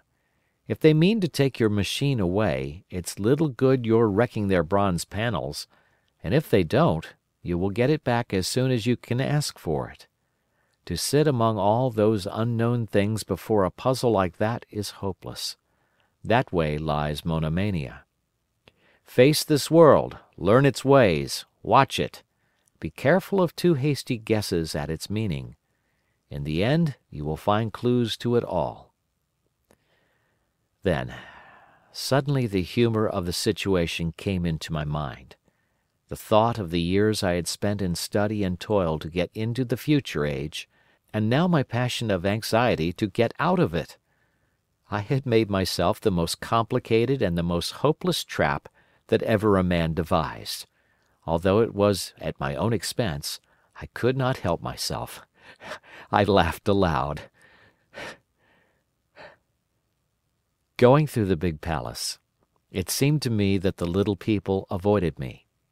It may have been my fancy, or it may have had something to do with my hammering at the gates of bronze. Yet I felt tolerably sure of the avoidance. I was careful, however, to show no concern and to abstain from any pursuit of them, and in the course of a day or two things got back to the old footing. I made what progress I could in the language, and in addition I pushed my explorations here and there. Either I missed some subtle point, or their language was excessively simple, almost exclusively composed of concrete substantives and verbs. There seemed to be few, if any, abstract terms, or little use of figurative language. their sentences were usually simple and of two words, and I failed to convey or understand any but the simplest propositions. I determined to put the thought of my time machine and the mystery of the bronze doors under the Sphinx as much as possible in a corner of memory, until my growing knowledge would lead me back to them in a natural way. Yet a certain feeling, you may understand, tethered me in a circle of a few miles round the point of my arrival. So far as I could see, all the world displayed the same exuberant richness as the Thames Valley. From every hill I climbed I saw the same abundance of splendid buildings, endlessly varied in material and style, the same clustering thickets of evergreens, the same blossom-laden trees and tree ferns. Here and there water shone like silver, and beyond, the land rose into blue undulating hills, and so faded into the serenity of the sky. A peculiar feature, which presently attracted my attention, was the presence of certain circular wells, several, as it seemed to me, of a very great depth. One lay by the path up the hill, which I had followed during my first walk. Like the others, it was rimmed with bronze, curiously wrought, and protected by a little cupola from the rain. Sitting by the side of these wells, and peering down into the shafted darkness, I could see no gleam of water, nor could I start any reflection with a lighted match. But in all of them I heard a certain sound, a thud, thud, thud, like the beating of some big engine, and I discovered, from the flaring of my matches, that a steady current of air set down the shafts. Further, I threw a scrap of paper into the throat of one, and, instead of fluttering slowly down, it was at once sucked swiftly out of sight. After a time, too, I came to connect these wells with tall towers standing here and there upon the slopes, for above them there was often just such a flicker in the air as one sees on a hot day above a sun-scorched beach. Putting things together, I reached a strong suggestion of an extensive system of subterranean ventilation, whose true import it was difficult to imagine. I was at first inclined to associate it with the sanitary apparatus of these people. It was an obvious conclusion, but it was absolutely wrong. And here I must admit that I learned very little of drains and bells and modes of conveyance and the like conveniences during my time in this real future. In some of these visions of utopias and coming times which I have read, there is a vast amount of detail about building and social arrangements and so forth. But while such details are easy enough to obtain when the whole world is contained in one's imagination, they are altogether inaccessible to a real traveller amid such realities as I found here. Conceive the tale of London which a negro, fresh from Central Africa, would take back to his tribe. What would he know of railway companies, of social movements, of telephone and telegraph wires, of the parcels delivery company, and postal orders, and the like? Yet we, at least, should be willing enough to explain these things to him. And even of what he knew, how much could he make his untravelled friend either apprehend or believe? Then, think how narrow the gap between a negro and a white man of our own times, and how wide the interval between myself and these of the Golden Age. I was sensible of much which was unseen, and which contributed to my comfort, but save for a general impression of automatic organization, I fear I can convey very little of the difference to your mind. In the matter of sepulture, for instance, I could see no signs of crematoria, nor anything suggestive of tombs.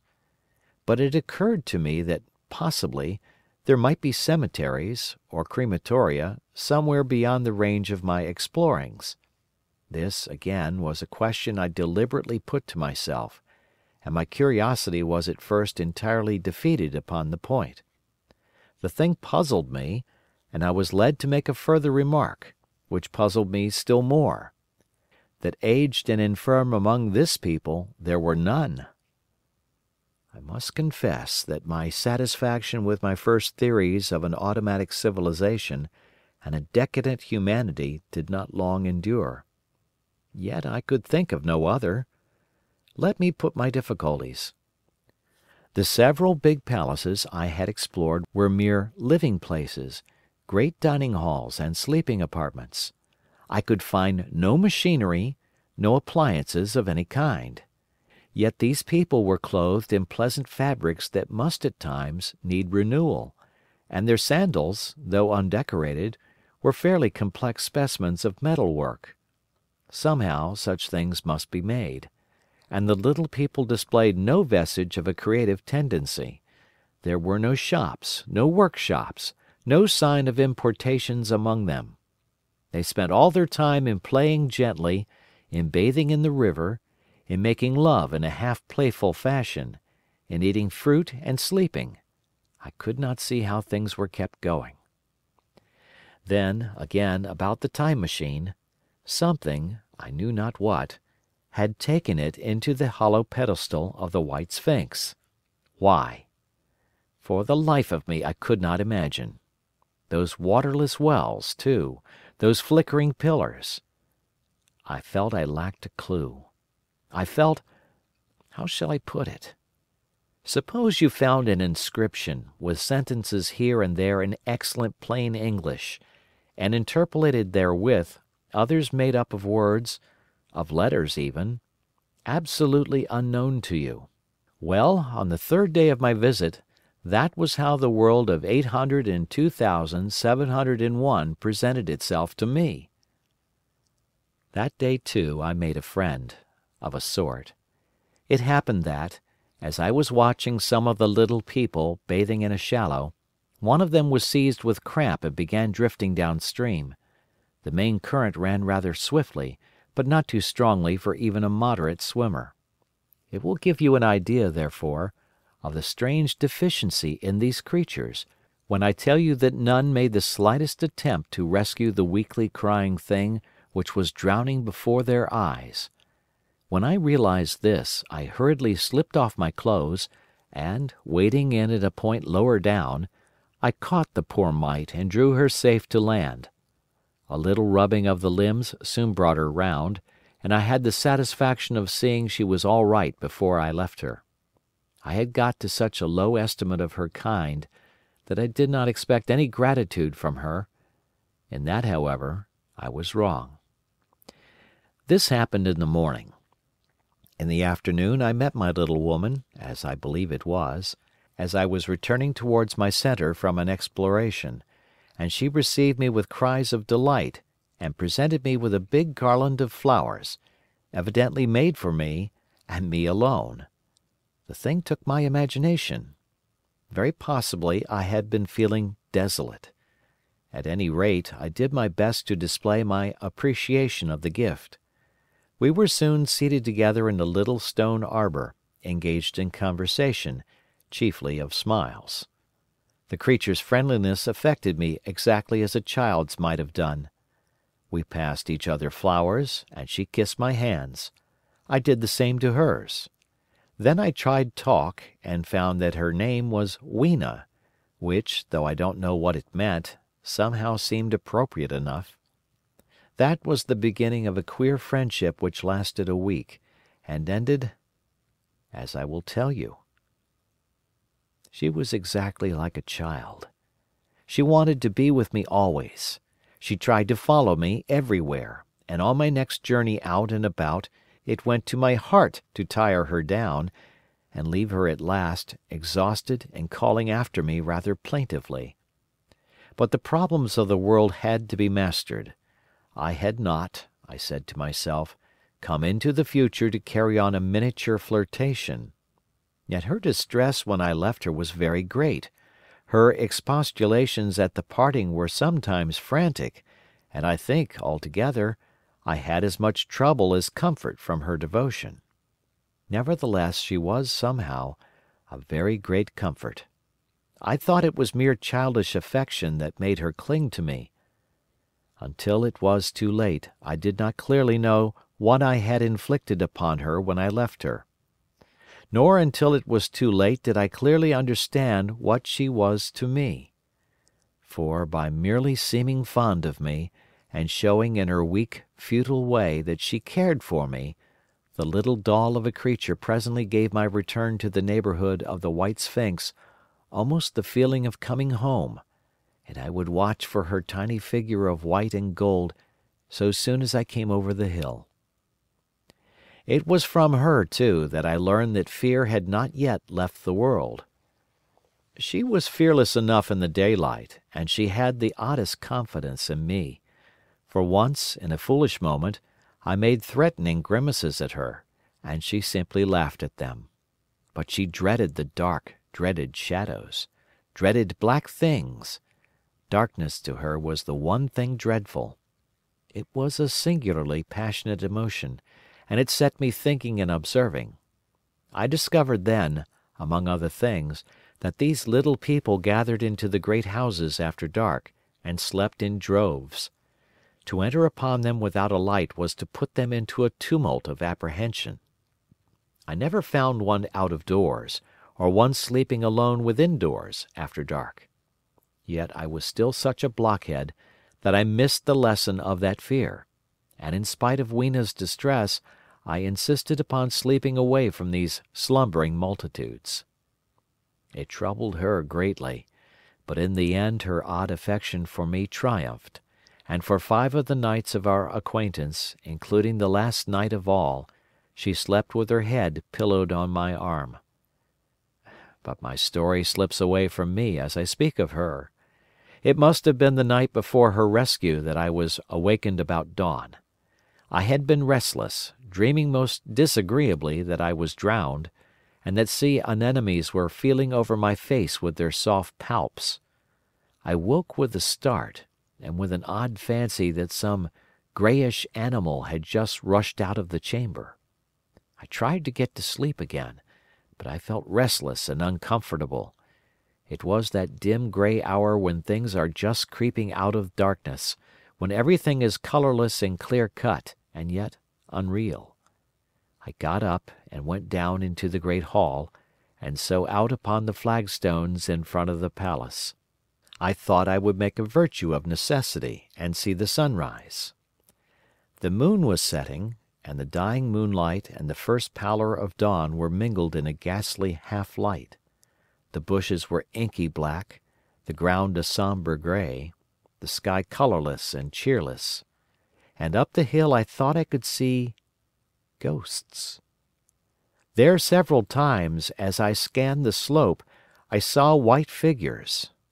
Twice I fancied I saw a solitary white, ape-like creature running rather quickly up the hill, and once near the ruins I saw a leash of them carrying some dark body. They moved hastily. I did not see what became of them. It seemed that they vanished among the bushes. The dawn was still indistinct, you must understand. I was feeling that chill, uncertain, early morning feeling you may have known.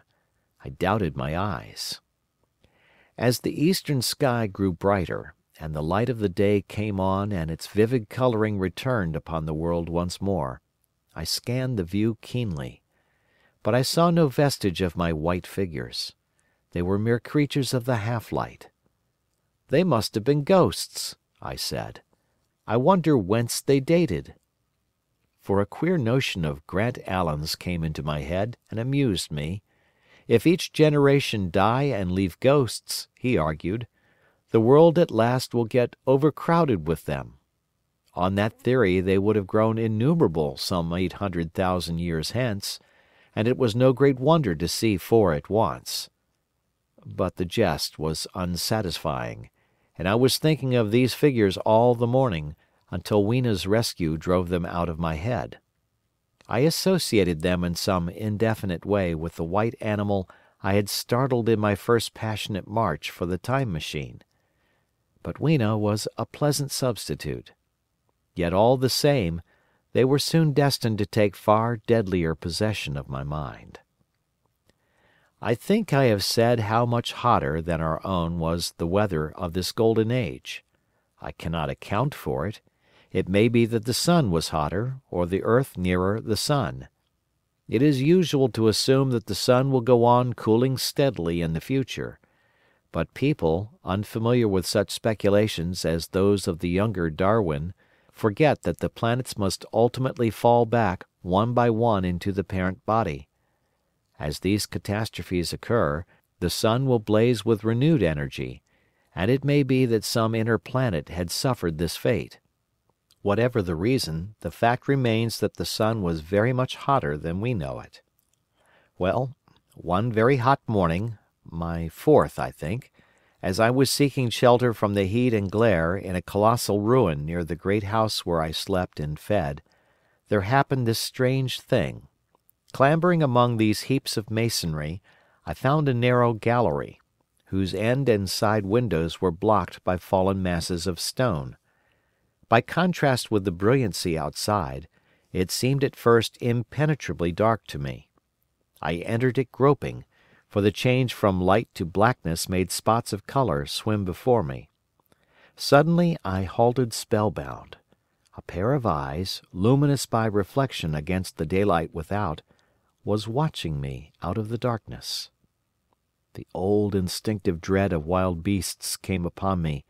I clenched my hands and steadfastly looked into the glaring eyeballs. I was afraid to turn. Then the thought of the absolute security in which humanity appeared to be living came to my mind, and then I remembered that strange terror of the dark. Overcoming my fear to some extent, I advanced a step and spoke. I will admit that my voice was harsh and ill-controlled. I put out my hand and touched something soft. At once the eyes darted sideways, and something white ran past me. I turned with my heart in my mouth and saw a queer little ape-like figure, its head held down in a peculiar manner, running across the sunlit space behind me. It blundered against a block of granite, staggered aside, and in a moment was hidden in a black shadow beneath another pile of ruined masonry. My impression of it is, of course, imperfect, but I know it was a dull white, and had strange large greyish-red eyes. Also that there was flaxen hair on its head and down its back. But, as I say, it went too fast for me to see distinctly. I cannot even say whether it ran on all fours, or only with its forearms held very low. After an instant's pause, I followed it into the second heap of ruins.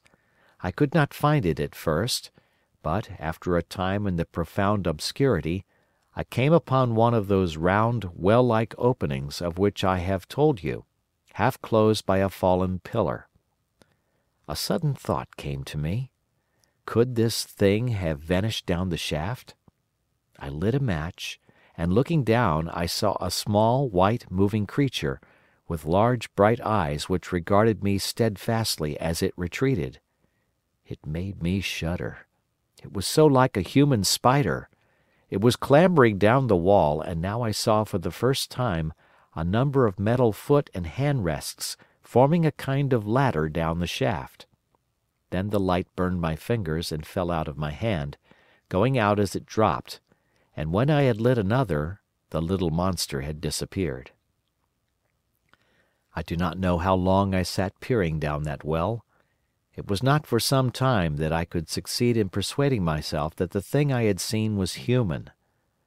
But gradually the truth dawned on me, that man had not remained one species, but had differentiated into two distinct animals, that my graceful children of the upper world were not the sole descendants of our generation, but that this bleached, obscene, nocturnal thing, which had flashed before me, was also heir to all the ages.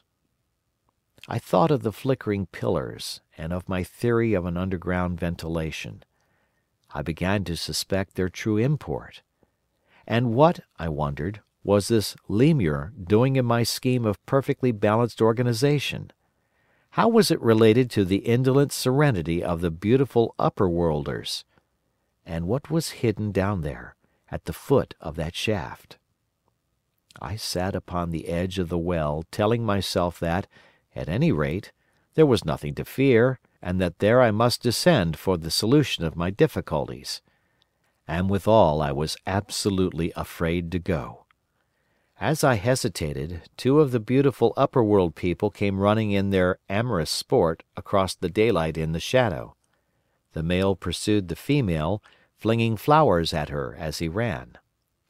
They seemed distressed to find me, my arm against the overturned pillar, peering down the well. Apparently it was considered bad form to remark these apertures, for when I pointed to this one and tried to frame a question about it in their tongue, they were still more visibly distressed and turned away. But they were interested by my matches, and I struck some to amuse them. I tried them again about the well, and again I failed. So presently I left them, meaning to go back to Weena and see what I could get from her. But my mind was already in revolution. My guesses and impressions were slipping and sliding to a new adjustment. I had now a clue to the import of these wells, to the ventilating towers, to the mystery of the ghosts, to say nothing of a hint at the meaning of the bronze gates and the fate of the time machine. And very vaguely there came a suggestion towards the solution of the economic problem that had puzzled me. Here was the new view. Plainly, this second species of man was subterranean. There were three circumstances in particular which made me think that its rare emergence above ground was the outcome of a long-continued underground habit. In the first place, there was the bleached look common in most animals that live largely in the dark. The white fish of the Kentucky caves, for example. Then, those large eyes, with that capacity for reflecting light, are common features of nocturnal things, witness the owl and the cat. And last of all, that evident confusion in the sunshine, that hasty yet fumbling awkward flight towards dark shadow, and that peculiar carriage of the head while in the light, all reinforce the theory of an extreme sensitiveness of the retina. Beneath my feet, then, the earth must be tunnelled enormously, and these tunnellings were the habitat of the new race.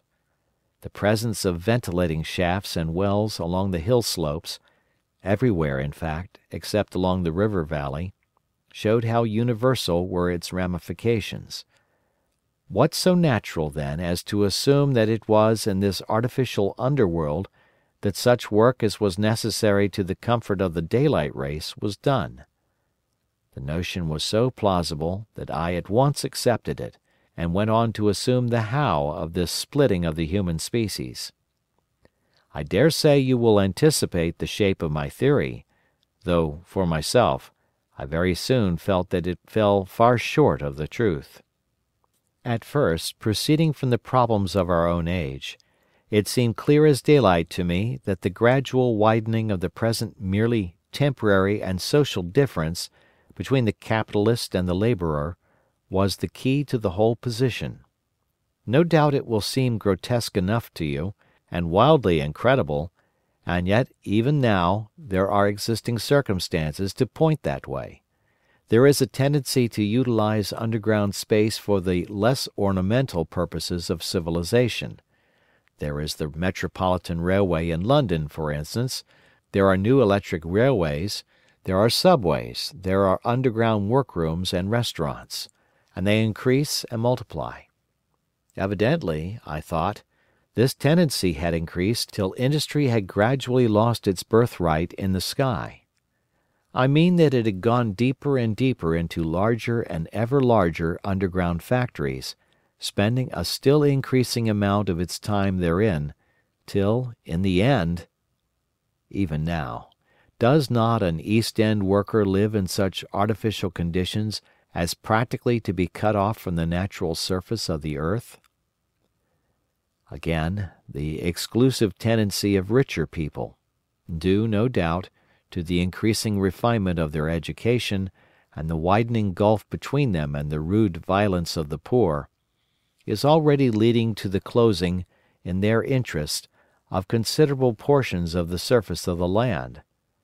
About London, for instance, perhaps half the prettier country is shut in against intrusion. And this same widening gulf, which is due to the length and expense of the higher educational process and the increased facilities for and temptations towards refined habits on the part of the rich, will make that exchange between class and class, that promotion by intermarriage which at present retards the splitting of our species along lines of social stratification, less and less frequent.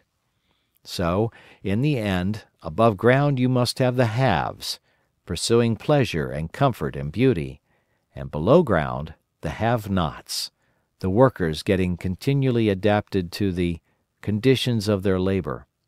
Once they were there, they would no doubt have to pay rent, and not a little of it, for the ventilation of their caverns, and if they refused, they would starve or be suffocated for arrears. Such of them as were so constituted as to be miserable and rebellious would die, and in the end, the balance being permanent, the survivors would become as well adapted to the conditions of underground life, and as happy in their way, as the upper world people were to theirs. As it seemed to me, the refined beauty and the etiolated pallor followed naturally enough. The great triumph of humanity I had dreamed of took a different shape in my mind. It had been no such triumph of moral education and general cooperation as I had imagined. Instead, I saw a real aristocracy, armed with a perfected science and working to a logical conclusion the industrial system of today. Its triumph had not been simply a triumph over nature, but a triumph over nature and the fellow man. This, I must warn you, was my theory at the time. I had no convenient cicerone in the pattern of the Utopian books. My explanation may be absolutely wrong. I still think it is the most plausible one. But even on this supposition the balanced civilization that was at last attained must have long since passed its zenith, and was now far fallen into decay. The too perfect security of the upper worlders had led them to a slow movement of degeneration, to a general dwindling in size, strength, and intelligence. That I could see clearly enough already. What had happened to the undergrounders I did not yet suspect, but from what I had seen of the Morlocks, that, by the by, was the name by which these creatures were called, I could imagine that the modification of the human type was even far more profound than among the Eloi, the beautiful race that I already knew. Then came troublesome doubts. Why had the Morlocks taken my time machine? For I felt sure it was they who had taken it. Why, too, if the Eloi were masters, could they not restore the machine to me? And why were they so terribly afraid of the dark? I proceeded, as I have said, to question Weena about this underworld, but here again I was disappointed. At first she would not understand my questions, and presently she refused to answer them. She shivered as though the topic was unendurable, and when I pressed her, perhaps a little harshly, she burst into tears. They were the only tears, except my own, I ever saw in that golden age. When I saw them I ceased abruptly to trouble about the Morlocks, and was only concerned in banishing these signs of the human inheritance from Weena's eyes. And very soon she was smiling and clapping her hands, while I solemnly burned a match. End of chapter.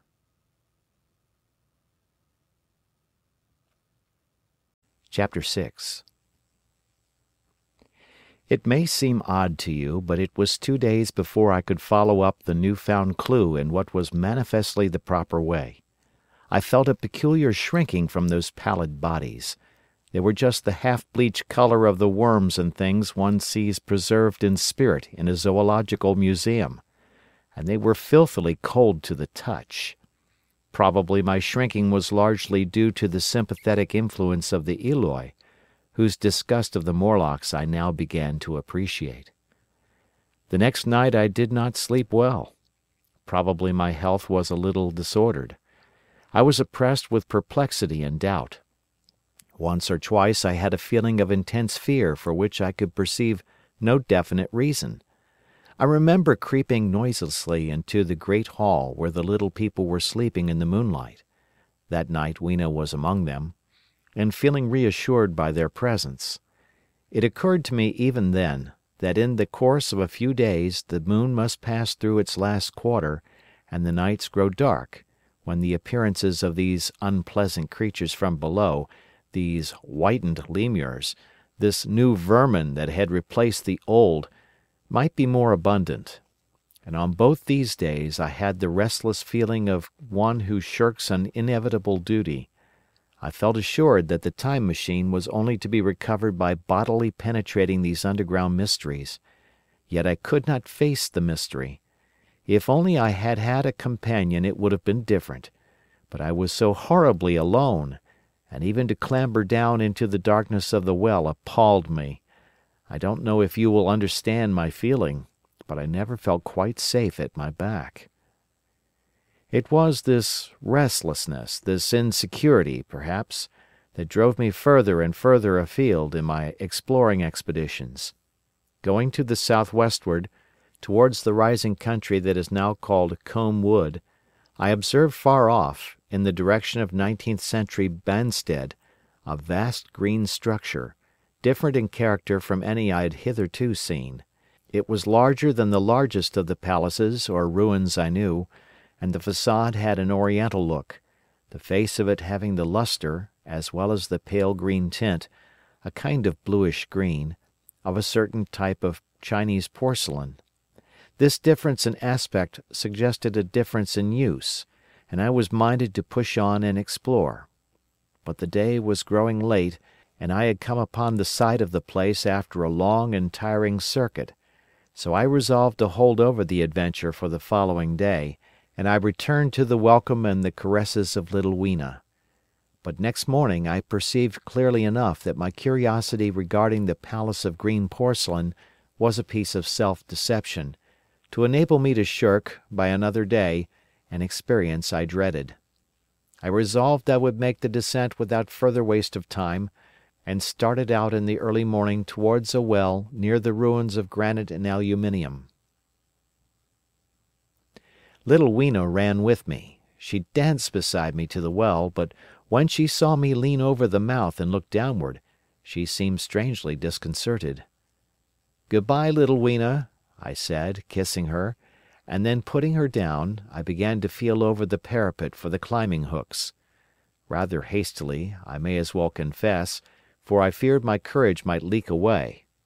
At first she watched me in amazement, then she gave a most piteous cry, and running to me, she began to pull at me with her little hands. I think her opposition nerved me rather to proceed. I shook her off, perhaps a little roughly, and in another moment I was in the throat of the well. I saw her agonized face over the parapet, and smiled to reassure her. Then I had to look down at the unstable hooks to which I clung. I had to clamber down a shaft of perhaps 200 yards.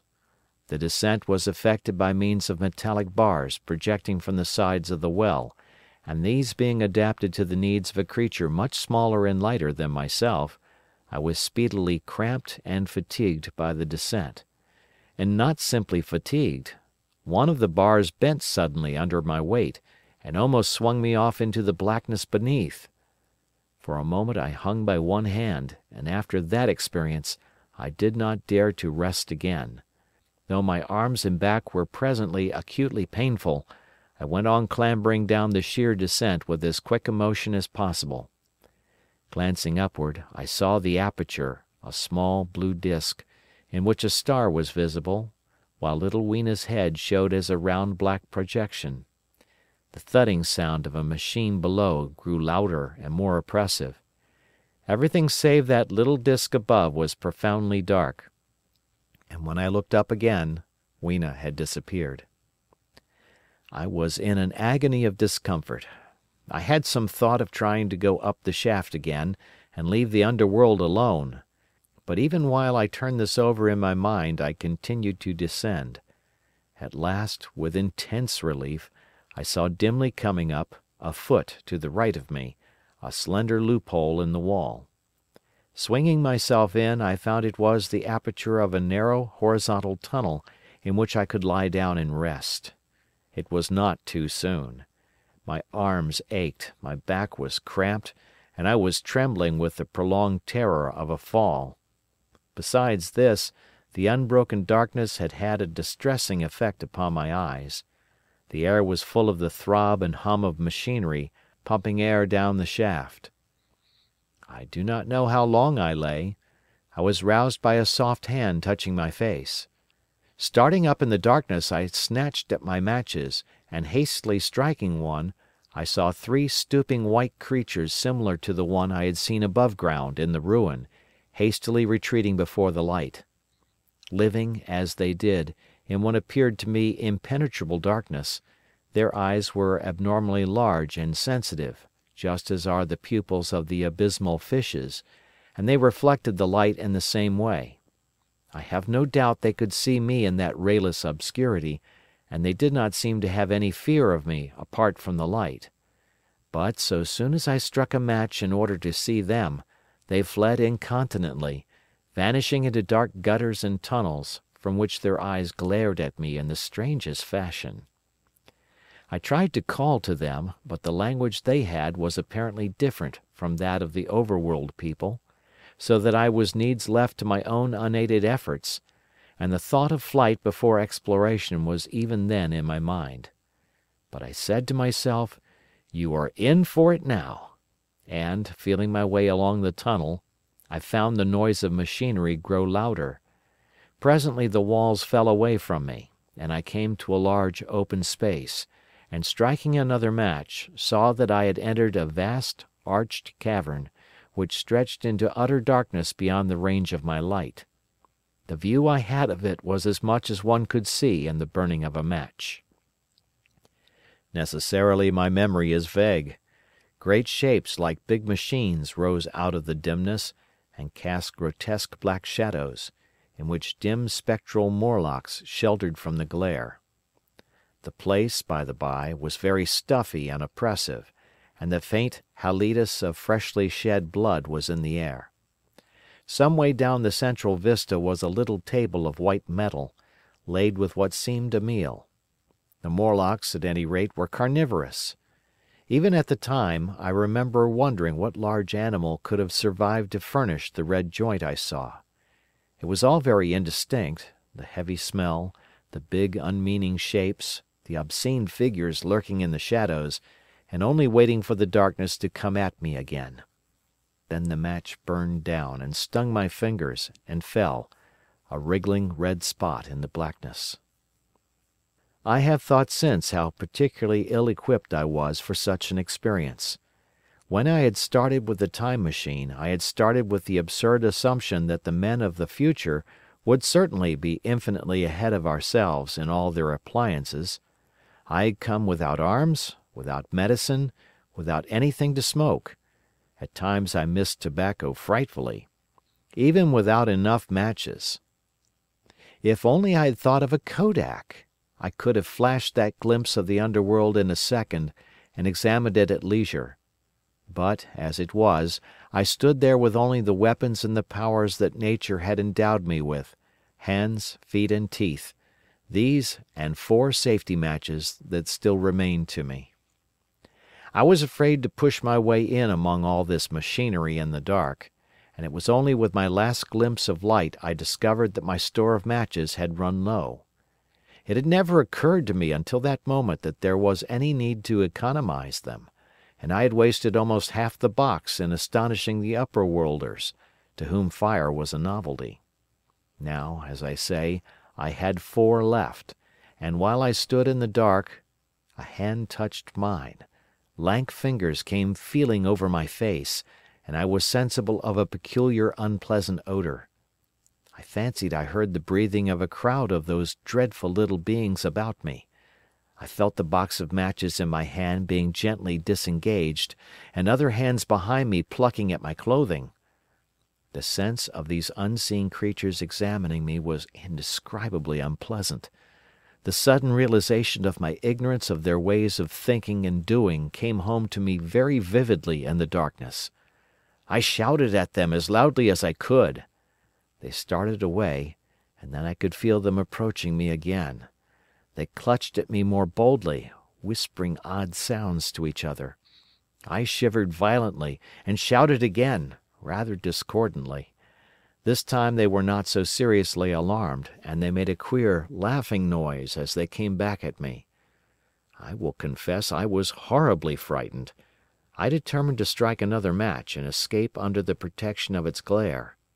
I did so, and eking out the flicker with a scrap of paper from my pocket, I made good my retreat to the narrow tunnel. But I had scarce entered this when my light was blown out, and in the blackness I could hear the Morlocks rustling like wind among leaves, and pattering like the rain as they hurried after me. In a moment I was clutched by several hands, and there was no mistaking that they were trying to haul me back. I struck another light, and waved it in their dazzled faces. You can scarce imagine how nauseatingly inhuman they looked, those pale, chinless faces, and great lidless pinkish-grey eyes, as they stared in their blindness and bewilderment. But I did not stay to look, I promise you. I retreated again, and when my second match had ended, I struck my third. It had almost burned through when I reached the opening into the shaft. I lay down on the edge, for the throb of the great pump below made me giddy. Then I felt sideways for the projecting hooks, and as I did so, my feet were grasped from behind, and I was violently tugged backward. I lit my last match, and it incontinently went out. But I had my hand on the climbing bars now, and, kicking violently, I disengaged myself from the clutches of the Morlocks, and was speedily clambering up the shaft, while they stayed peering and blinking up at me, all but one little wretch who followed me for some way, and well nigh secured my boot as a trophy. That climb seemed interminable to me. With the last 20 or 30 feet of it, a deadly nausea came upon me. I had the greatest difficulty in keeping my hold. The last few yards was a frightful struggle against this faintness. Several times my head swam, and I felt all the sensations of falling. At last, however, I got over the well mouth somehow, and staggered out of the ruin into the blinding sunlight. I fell upon my face. Even the soil smelt sweet and clean. Then I remember Weena kissing my hands and ears, and the voices of others among the Eloi. Then, for a time, I was insensible. End of chapter. Chapter 7. Now indeed I seemed in a worse case than before. Hitherto, except during my night's anguish at the loss of the time machine, I had felt a sustaining hope of ultimate escape, but that hope was staggered by these new discoveries. Hitherto I had merely thought myself impeded by the childish simplicity of the little people, and by some unknown forces which I had only to understand to overcome. But there was an altogether new element in the sickening quality of the Morlocks, a something inhuman and malign. Instinctively I loathed them. Before, I had felt as a man might feel who had fallen into a pit. My concern was with the pit and how to get out of it. Now I felt like a beast in a trap whose enemy would come upon him soon. The enemy I dreaded may surprise you. It was the darkness of the new moon. Weena had put this into my head by some at first incomprehensible remarks about the dark nights. It was not now such a very difficult problem to guess what the coming dark nights might mean. The moon was on the wane. Each night there was a longer interval of darkness, and I now understood to some slight degree at least the reason of the fear of the little upper world people for the dark. I wondered vaguely what foul villainy it might be that the Morlocks did under the new moon. I felt pretty sure now that my second hypothesis was all wrong. The upper world people might once have been the favoured aristocracy, and the Morlocks their mechanical servants, but that had long since passed away. The two species that had resulted from the evolution of man were sliding down towards, or had already arrived at, an altogether new relationship. The Eloi, like the Carolingian kings, had decayed to a mere beautiful futility. They still possessed the earth on sufferance, since the Morlocks, subterranean for innumerable generations, had come at last to find the daylit surface intolerable. And the Morlocks made their garments, I inferred, and maintained them in their habitual needs, perhaps through the survival of an old habit of service. They did it as a standing horse paws with his foot, or as a man enjoys killing animals in sport, because ancient and departed necessities had impressed it on the organism. But, clearly, the old order was already in part reversed. The nemesis of the delicate ones was creeping on apace. Ages ago, thousands of generations ago, man had thrust his brother man out of the ease and the sunshine, and now that brother was coming back changed. Already the Eloi had begun to learn one old lesson anew. They were becoming reacquainted with fear, and suddenly there came into my head the memory of the meat I had seen in the underworld. It seemed odd how it floated into my mind, not stirred up as it were by the current of my meditations, but coming in almost like a question from outside. I tried to recall the form of it. I had a vague sense of something familiar, but I could not tell what it was at the time. Still, however helpless the little people in the presence of their mysterious fear, I was differently constituted. I came out of this age of ours, this ripe prime of the human race, when fear does not paralyze and mystery has lost its terrors. I at least would defend myself. Without further delay I determined to make myself arms and a fastness where I might sleep. With that refuge as a base, I could face this strange world with some of that confidence I had lost in realizing to what creatures night by night I lay exposed. I felt I could never sleep again until my bed was secure from them.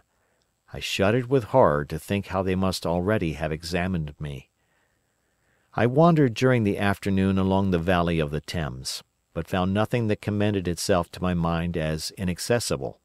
All the buildings and trees seemed easily practicable to such dexterous climbers as the Morlocks, to judge by their wells, must be. Then the tall pinnacles of the palace of green porcelain and the polished gleam of its walls came back to my memory, and in the evening, taking Weena like a child upon my shoulder, I went up the hills towards the southwest. The distance, I had reckoned, was 7 or 8 miles, but it must have been nearer 18. I had first seen the place on a moist afternoon when distances are deceptively diminished. In addition, the heel of one of my shoes was loose, and a nail was working through the sole. They were comfortable old shoes I wore about indoors, so that I was lame. And it was already long past sunset when I came in sight of the palace, silhouetted black against the pale yellow of the sky. Weena had been hugely delighted when I began to carry her, but after a while she desired me to let her down, and ran along by the side of me, occasionally darting off on either hand to pick flowers to stick in my pockets. My pockets had always puzzled Weena, but at the last she had concluded that they were an eccentric kind of vase for floral decoration. At least she utilized them for that purpose. And that reminds me. In changing my jacket I found— The time traveller paused, put his hand into his pocket, and silently placed 2 withered flowers, not unlike very large white mallows, upon the little table. Then he resumed his narrative. As the hush of evening crept over the world, and we proceeded over the hill crest towards Wimbledon, Weena grew tired and wanted to return to the house of grey stone.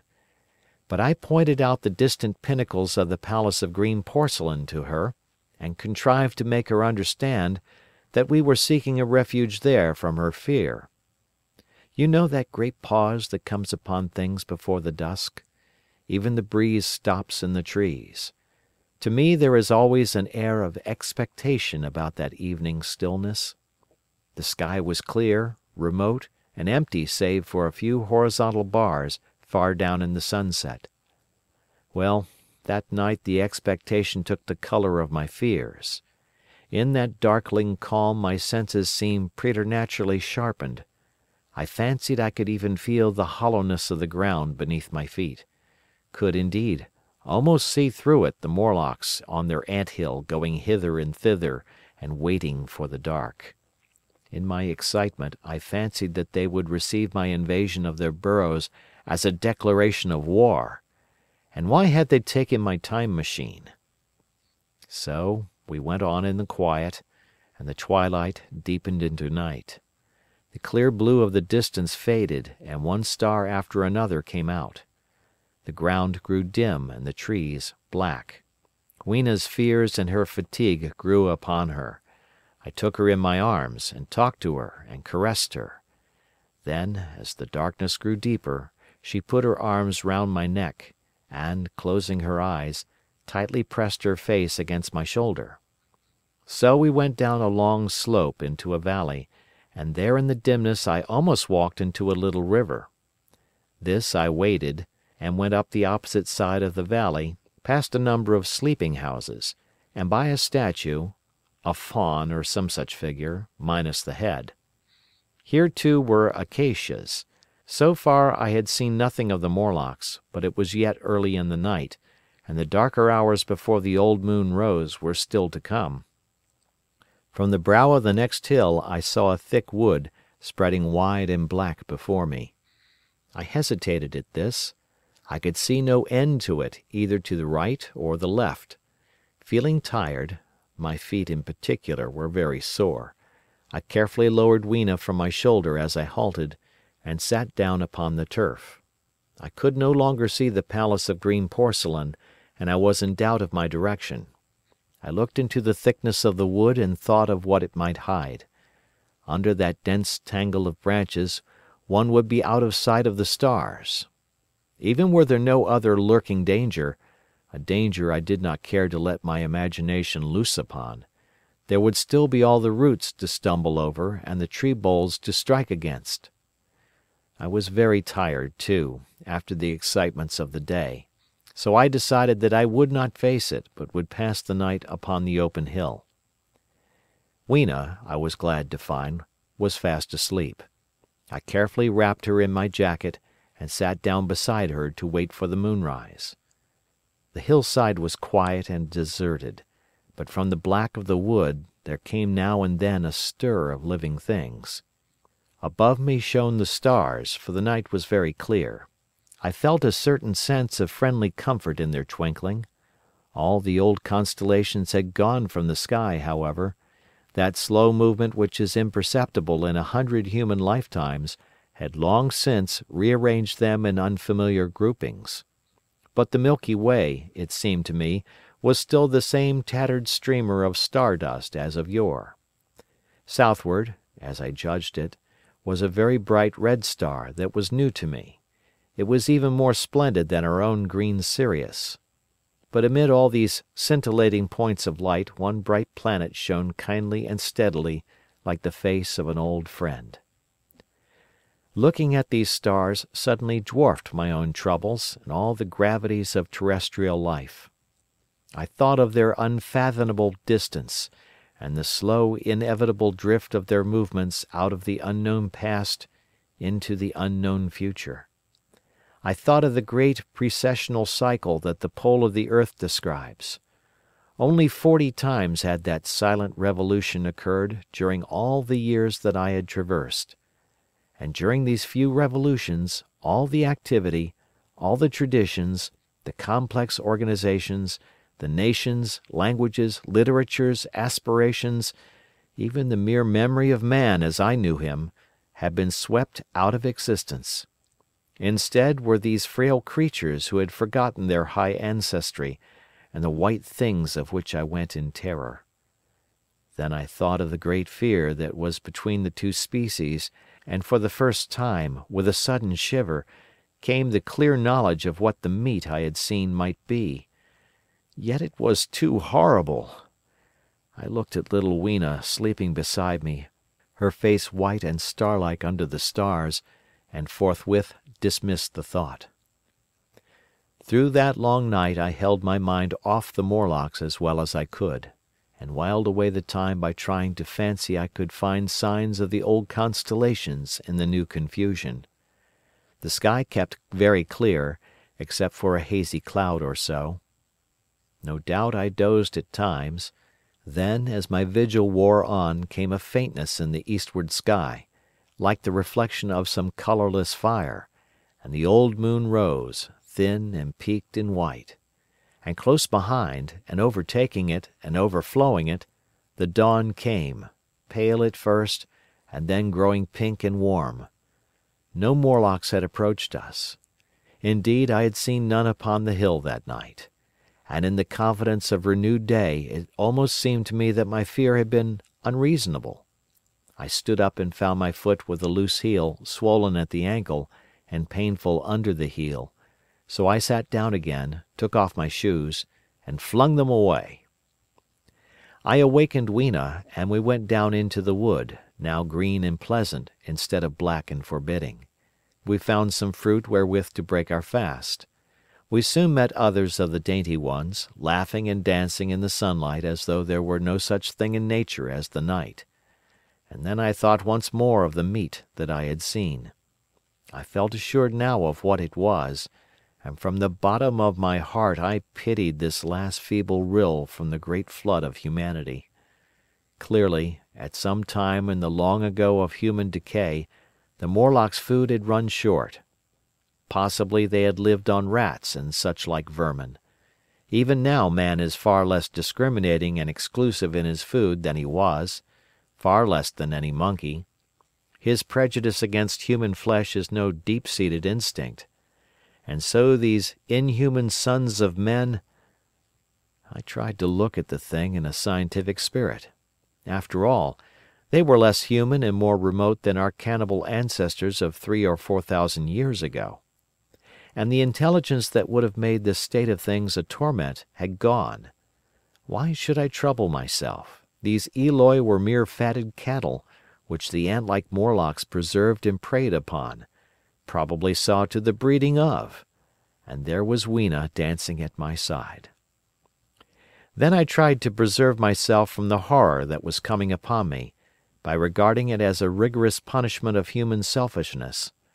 Man had been content to live in ease and delight upon the labors of his fellow man, had taken necessity as his watchword and excuse, and in the fullness of time necessity had come home to him.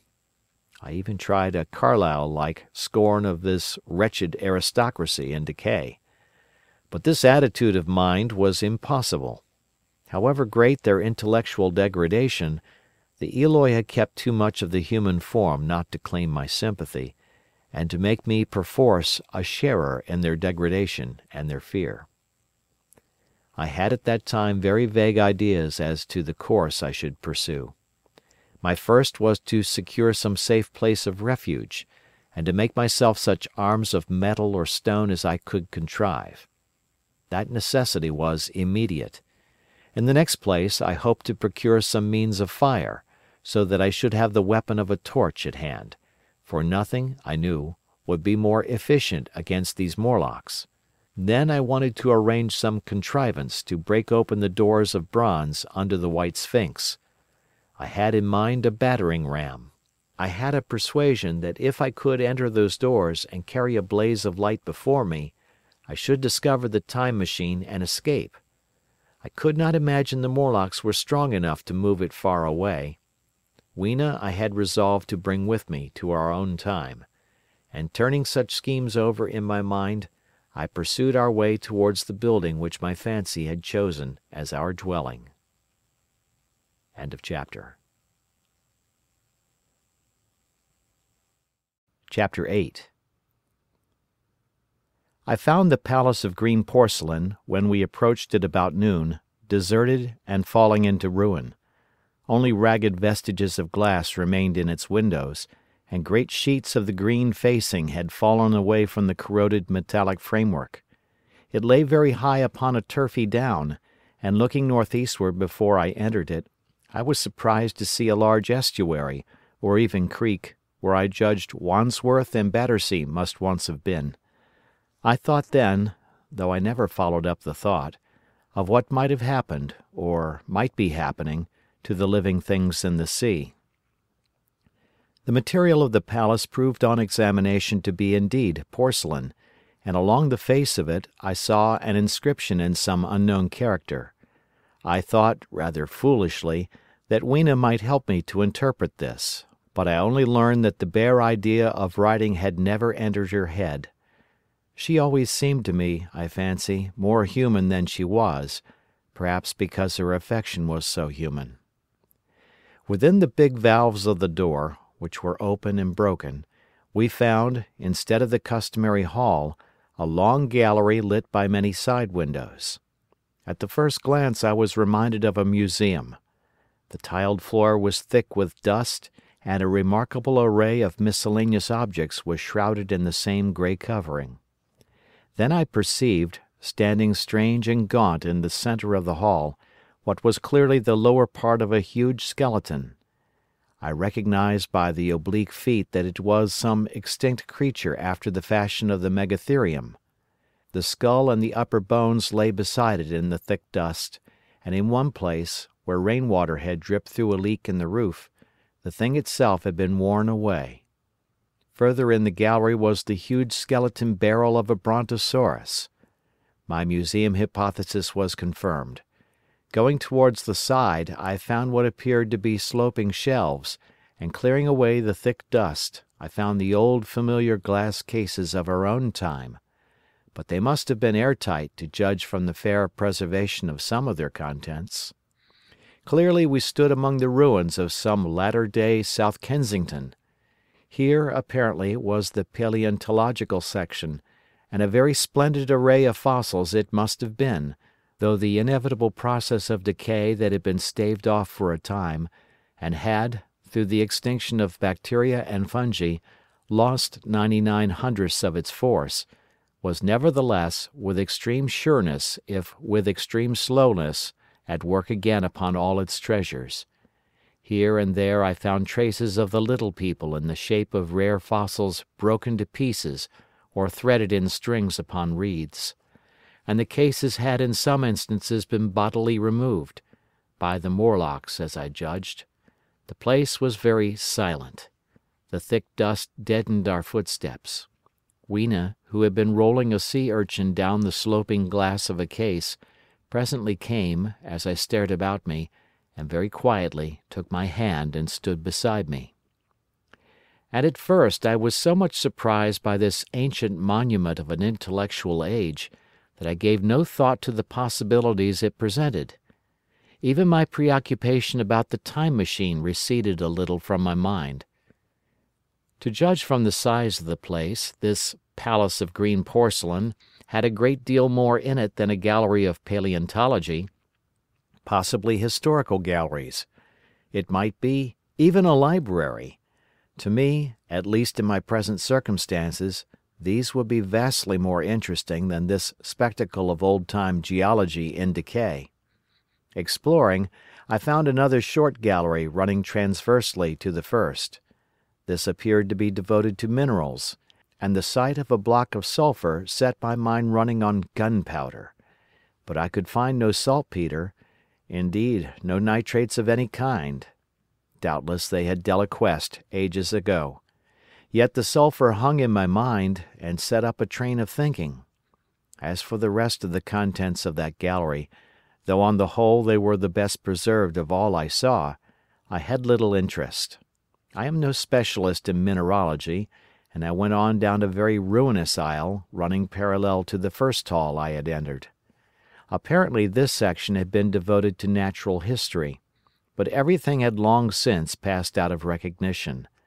A few shriveled and blackened vestiges of what had once been stuffed animals, desiccated mummies in jars that had once held spirit, a brown dust of departed plants, that was all.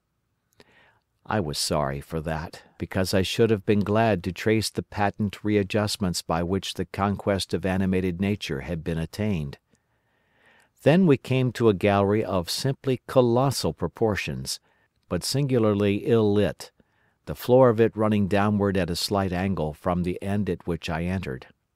At intervals white globes hung from the ceiling, many of them cracked and smashed, which suggested that originally the place had been artificially lit.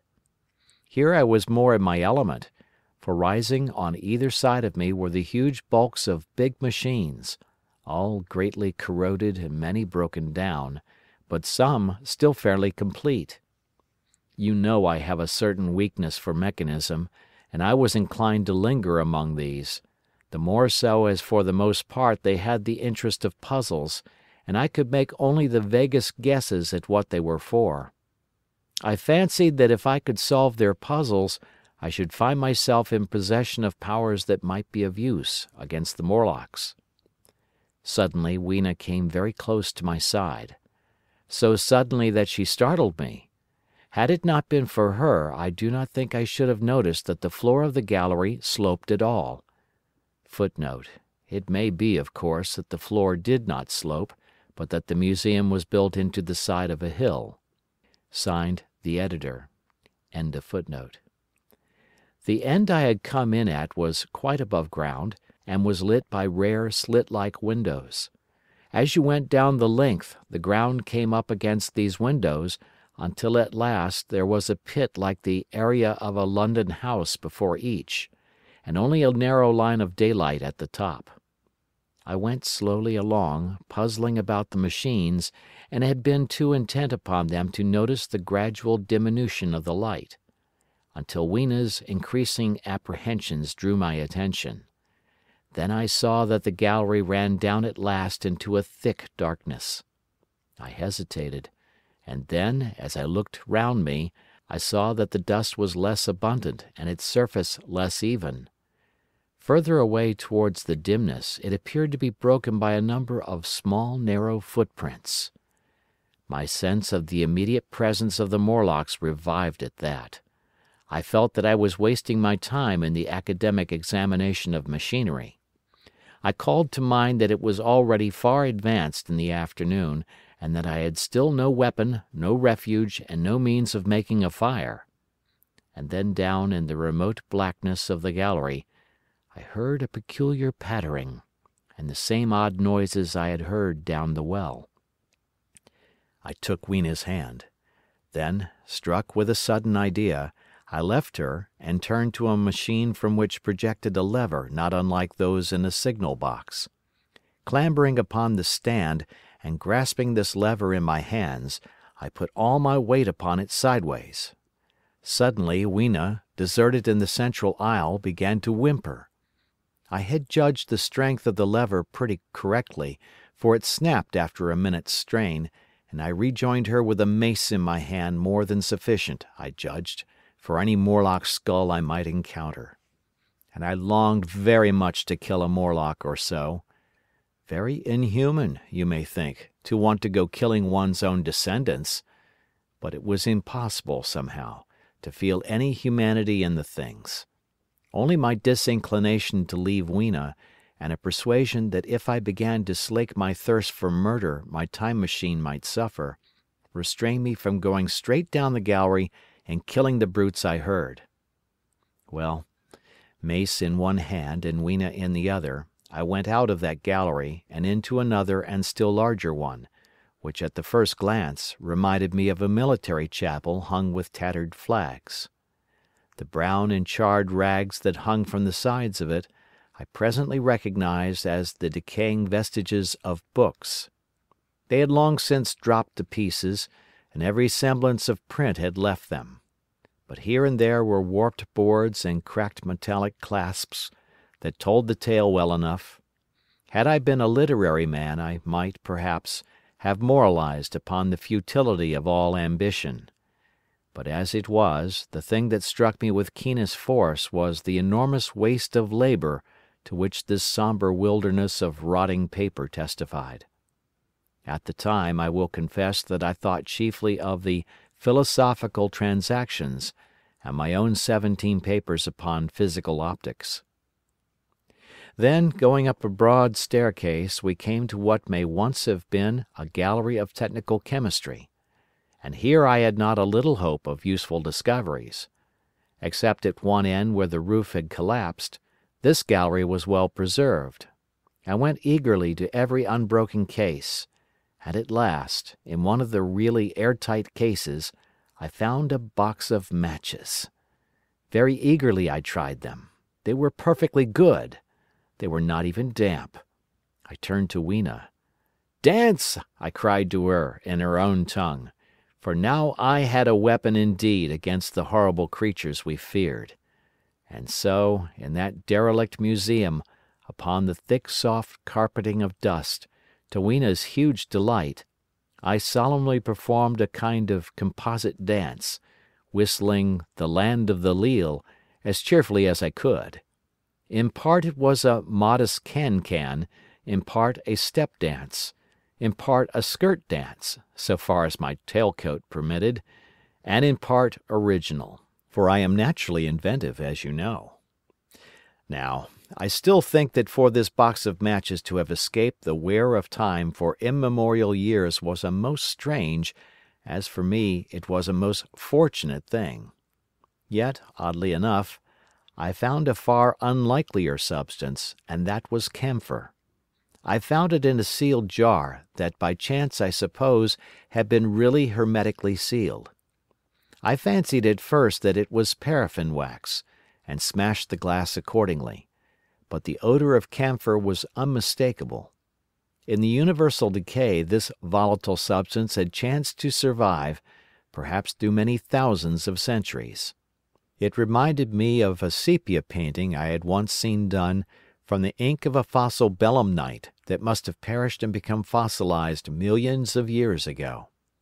I was about to throw it away, but I remembered that it was inflammable and burned with a good bright flame, was in fact an excellent candle, and I put it in my pocket. I found no explosives, however, nor any means of breaking down the bronze doors. As yet my iron crowbar was the most helpful thing I had chanced upon. Nevertheless, I left that gallery greatly elated. I cannot tell you all the story of that long afternoon. It would require a great effort of memory to recall my explorations in at all the proper order. I remember a long gallery of rusting stands of arms, and how I hesitated between my crowbar and a hatchet or a sword.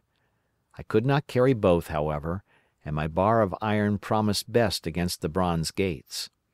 There were numbers of guns, pistols, and rifles.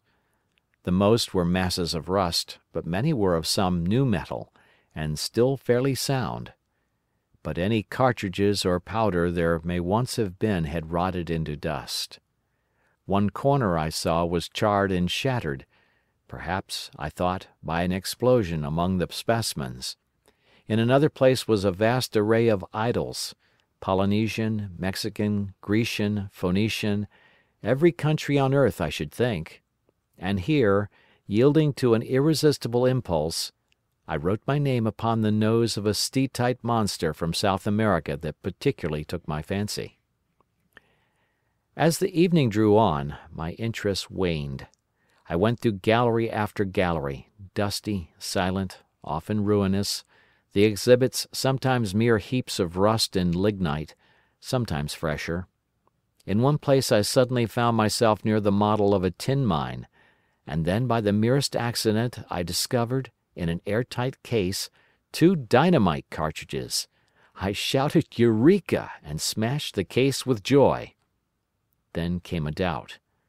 I hesitated. Then, selecting a little side gallery, I made my essay. I never felt such a disappointment as I did in waiting 5, 10, 15 minutes for an explosion that never came. Of course the things were dummies, as I might have guessed from their presence. I really believe that had they not been so, I should have rushed off incontinently and blown Sphinx, bronze doors, and, as it proved, my chances of finding the time machine altogether into non-existence. It was after that, I think, that we came to a little open court within the palace. It was turfed, and had 3 fruit trees. So we rested and refreshed ourselves. Toward sunset I began to consider our position. Night was creeping upon us, and my inaccessible hiding place had still to be found. But that troubled me very little now. I had in my possession a thing that was, perhaps, the best of all defences against the Morlocks. I had matches. I had the camphor in my pocket, too, if a blaze were needed. It seemed to me that the best thing we could do would be to pass the night in the open, protected by a fire. In the morning there was the getting of the time machine. Towards that, as yet, I had only my iron mace. But now, with my growing knowledge, I felt very differently towards those bronze doors. Up to this, I had refrained from forcing them, largely because of the mystery on the other side. They had never impressed me as being very strong, and I hoped to find my bar of iron not altogether inadequate for the work. End of chapter. Chapter 9. We emerged from the palace while the sun was still in part above the horizon. I was determined to reach the White Sphinx early the next morning, and ere the dusk I purposed pushing through the woods that had stopped me on the previous journey. My plan was to go as far as possible that night, and then, building a fire, to sleep in the protection of its glare. Accordingly, as we went along I gathered any sticks or dried grass I saw, and presently had my arms full of such litter. Thus loaded, our progress was slower than I had anticipated, and besides Weena was tired. And I began to suffer from sleepiness too, so that it was full night before we reached the wood. Upon the shrubby hill of its edge, Weena would have stopped, fearing the darkness before us, but a singular sense of impending calamity, that should indeed have served me as a warning, drove me onward. I had been without sleep for a night and 2 days, and I was feverish and irritable. I felt sleep coming upon me, and the Morlocks with it. While we hesitated, among the black bushes behind us, and dim against their blackness, I saw 3 crouching figures. There was scrub and long grass all about us, and I did not feel safe from their insidious approach. The forest, I calculated, was rather less than a mile across. If we could get through it to the bare hillside, there, as it seemed to me, was an altogether safer resting place. I thought that with my matches and my camphor I could contrive to keep my path illuminated through the woods. Yet it was evident that if I was to flourish matches with my hands I should have to abandon my firewood.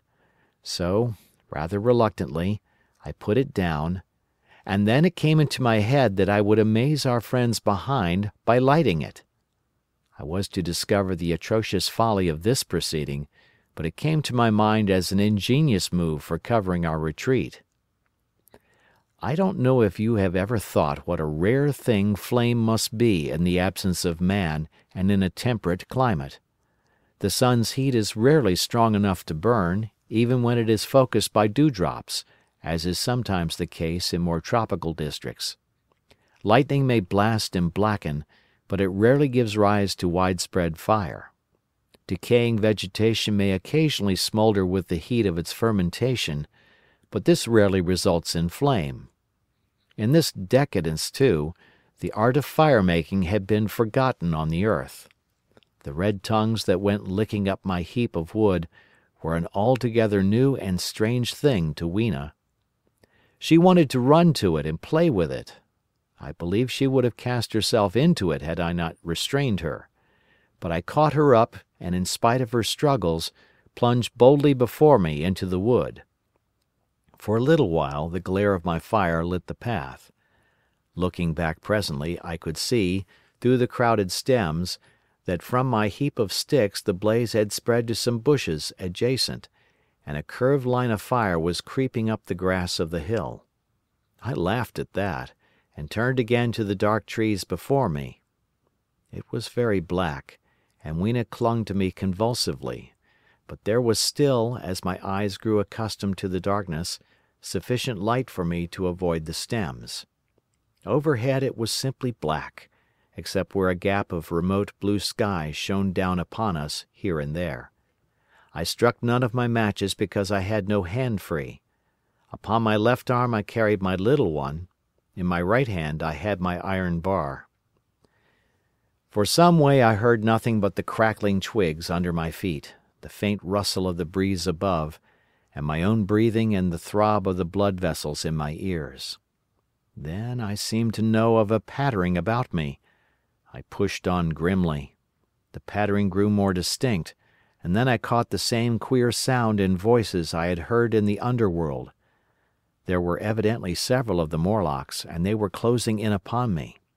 Indeed, in another minute I felt a tug at my coat, then something at my arm, and Weena shivered violently and became quite still. It was time for a match, but to get one I must put her down. I did so, and as I fumbled with my pocket a struggle began in the darkness about my knees, perfectly silent on her part and with the same peculiar cooing sounds from the Morlocks.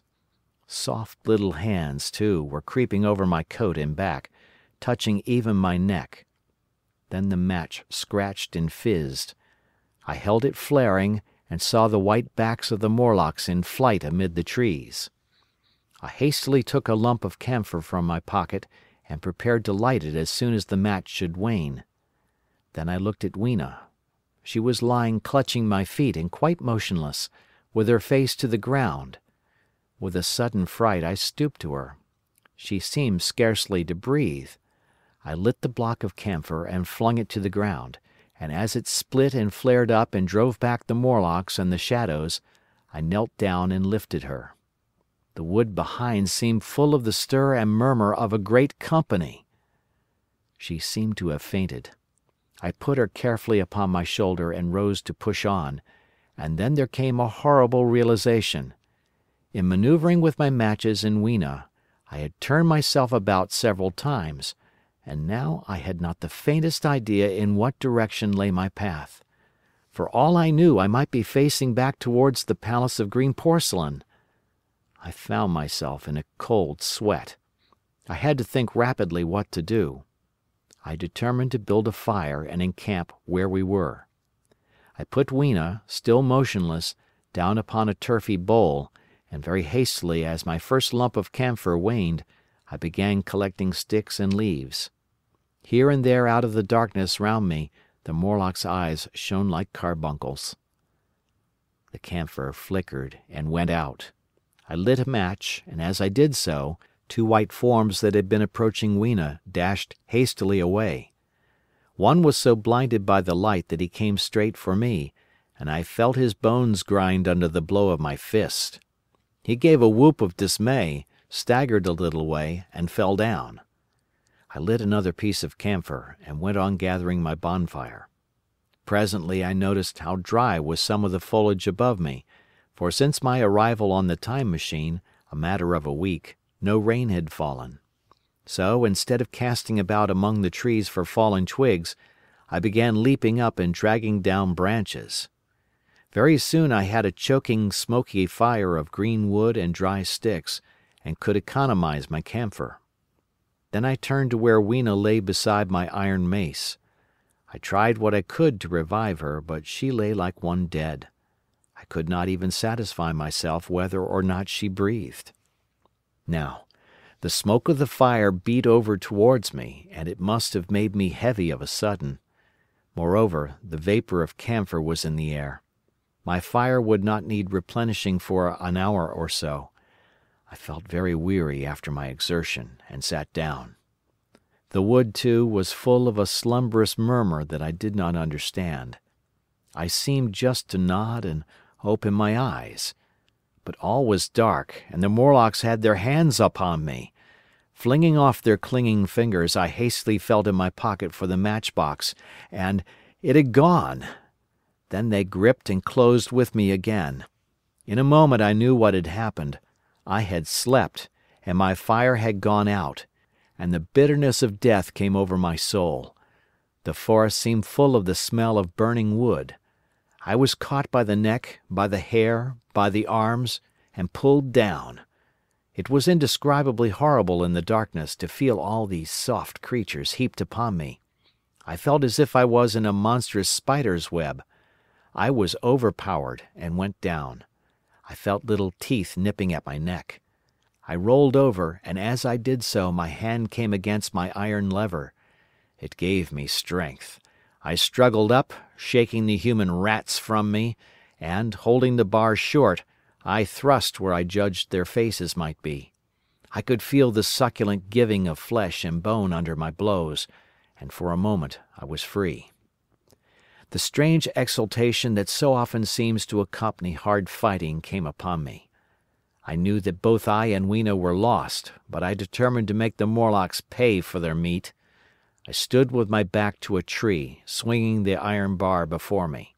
The whole wood was full of the stir and cries of them. A minute passed. Their voices seemed to rise to a higher pitch of excitement, and their movements grew faster.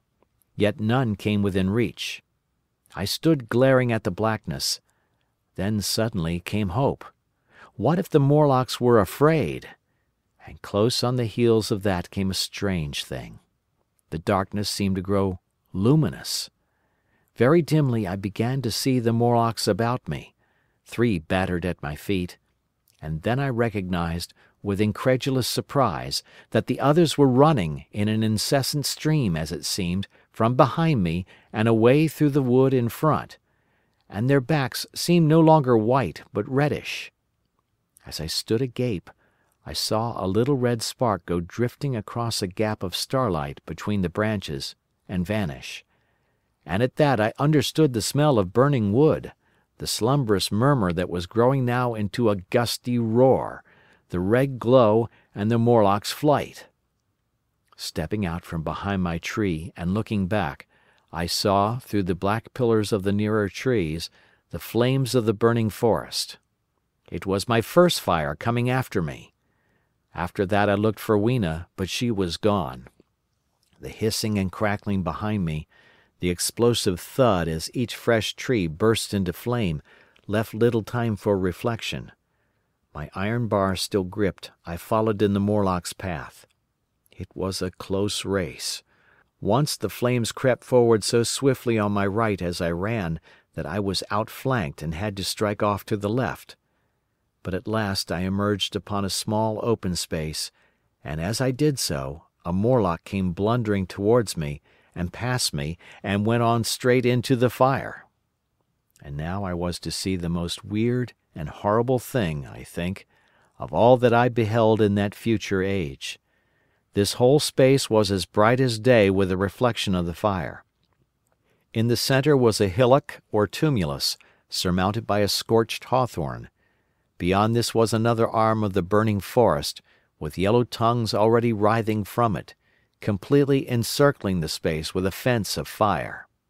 Upon the hillside were some 30 or 40 Morlocks, dazzled by the light and heat, and blundering hither and thither against each other in their bewilderment. At first I did not realize their blindness, and struck furiously at them with my bar, in a frenzy of fear, as they approached me, killing one and crippling several more. But when I had watched the gestures of one of them groping under the hawthorn against the red sky, and heard their moans, I was assured of their absolute helplessness and misery in the glare, and I struck no more of them. Yet every now and then one would come straight towards me, setting loose a quivering horror that made me quick to elude him.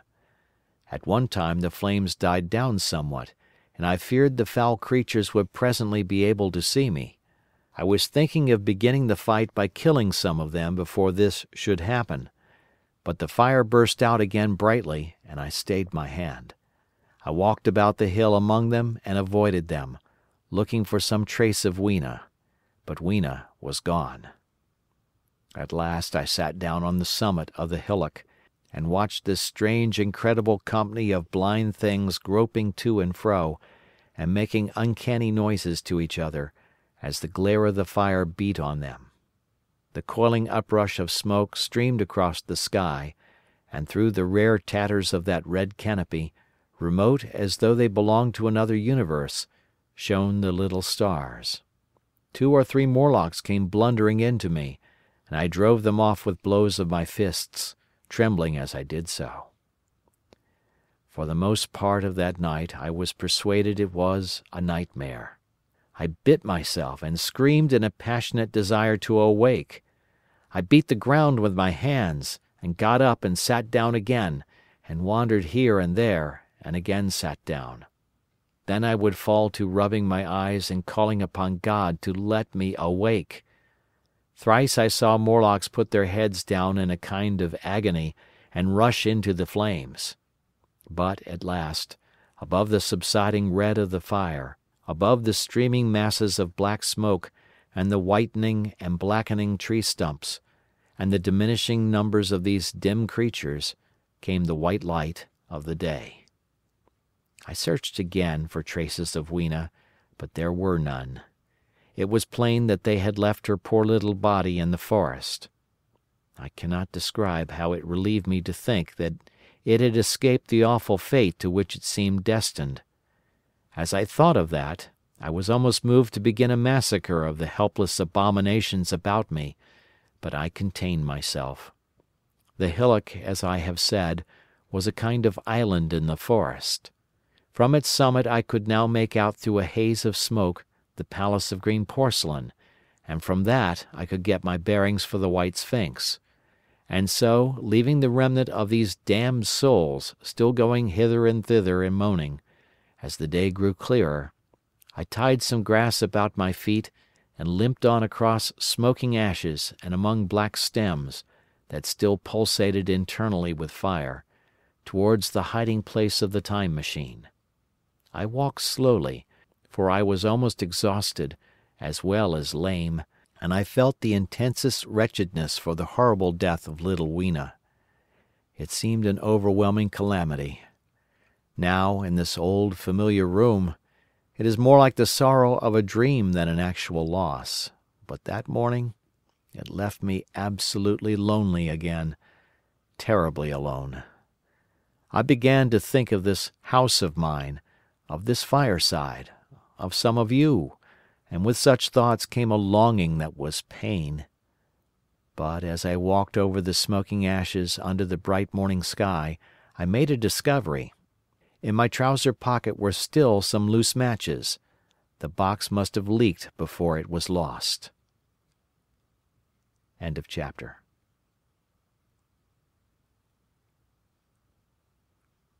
Chapter 10. About 8 or 9 in the morning I came to the same seat of yellow metal from which I had viewed the world upon the evening of my arrival. I thought of my hasty conclusions upon that evening, and could not refrain from laughing bitterly at my confidence. Here was the same beautiful scene, the same abundant foliage, the same splendid palaces and magnificent ruins, the same silver river running between its fertile banks. The gay robes of the beautiful people moved hither and thither among the trees. Some were bathing in exactly the place where I had saved Weena, and that suddenly gave me a keen stab of pain. And like blots upon the landscape rose the cupolas above the ways to the underworld. I understood now what all the beauty of the overworld people covered. Very pleasant was their day, as pleasant as the day of the cattle in the field. Like the cattle, they knew of no enemies and provided against no needs, and their end was the same. I grieved to think how brief the dream of the human intellect had been. It had committed suicide. It had set itself steadfastly towards comfort and ease, a balanced society with security and permanency as its watchword. It had attained its hopes. To come to this at last. Once, life and property must have reached almost absolute safety. The rich had been assured of his wealth and comfort, the toiler assured of his life and work. No doubt in that perfect world there had been no unemployed problem, no social question left unsolved, and a great quiet had followed. It is a law of nature we overlook, that intellectual versatility is the compensation for change, danger, and trouble. An animal perfectly in harmony with its environment is a perfect mechanism. Nature never appeals to intelligence until habit and instinct are useless. There is no intelligence where there is no change, and no need of change. Only those animals partake of intelligence that have to meet a huge variety of needs and dangers. So, as I see it, the upper world man had drifted towards his feeble prettiness, and the underworld to mere mechanical industry. But that perfect state had lacked one thing even for mechanical perfection: absolute permanency. Apparently as time went on, the feeding of the underworld, however it was effected, had become disjointed. Mother Necessity, who had been staved off for a few thousand years, came back again, and she began below. The underworld being in contact with machinery, which, however perfect, still needs some little thought outside habit, had probably retained perforce rather more initiative, if less of every other human character, than the upper. And when other meat failed them, they turned to what old habit had hitherto forbidden. So I say I saw it in my last view of the world of 802,701. It may be as wrong an explanation as mortal wit could invent. It is how the thing shaped itself to me, and as that I give it to you. After the fatigues, excitements, and terrors of the past days, and in spite of my grief, this seat and the tranquil view and the warm sunlight were very pleasant. I was very tired and sleepy, and soon my theorizing passed into dozing. Catching myself at that, I took my own hint, and spreading myself out upon the turf I had a long and refreshing sleep. I woke a little before sunsetting. I now felt safe against being caught napping by the Morlocks, and, stretching myself, I came on down the hill towards the White Sphinx. I had my crowbar in one hand, and the other hand played with the matches in my pocket. And now came a most unexpected thing. As I approached the pedestal of the Sphinx, I saw the bronze valves were open. They had slid down into grooves. At that I stopped short before them, hesitating to enter. Within was a small apartment, and on a raised place in the corner of this was the Time Machine. I had the small levers in my pocket. So here, after all my elaborate preparations for the siege of the White Sphinx, was a meek surrender. I threw my iron bar away, almost sorry not to use it. A sudden thought came into my head as I stooped towards the portal. For once, at least, I grasped the mental operations of the Morlocks. Suppressing a strong inclination to laugh, I stepped through the bronze frame and up to the Time Machine. I was surprised to find it had been carefully oiled and cleaned. I have suspected since that the Morlocks had even partially taken it to pieces while trying in their dim way to grasp its purpose. Now, as I stood and examined it, finding a pleasure in the mere touch of the contrivance, the thing I had expected happened. The bronze panels suddenly slid up and struck the frame with a clang. I was in the dark, trapped. So the Morlocks thought. At that I chuckled gleefully. I could already hear their murmuring laughter as they came towards me. Very calmly I tried to strike the match. I had only to fix on the levers and depart then like a ghost. But I had overlooked one little thing. The matches were of that abominable kind that light only on the box. You may imagine how all my calm vanished. The little brutes were close upon me. One touched me. I made a sweeping blow in the dark at them with the levers, and began to scramble into the saddle of the machine. Then came one hand upon me and then another. Then I had simply to fight against their persistent fingers for my levers, and at the same time feel for the studs over which these fitted. One, indeed, they almost got away from me. As it slipped from my hand, I had to butt in the dark with my head. I could hear the Morlock's skull ring, to recover it.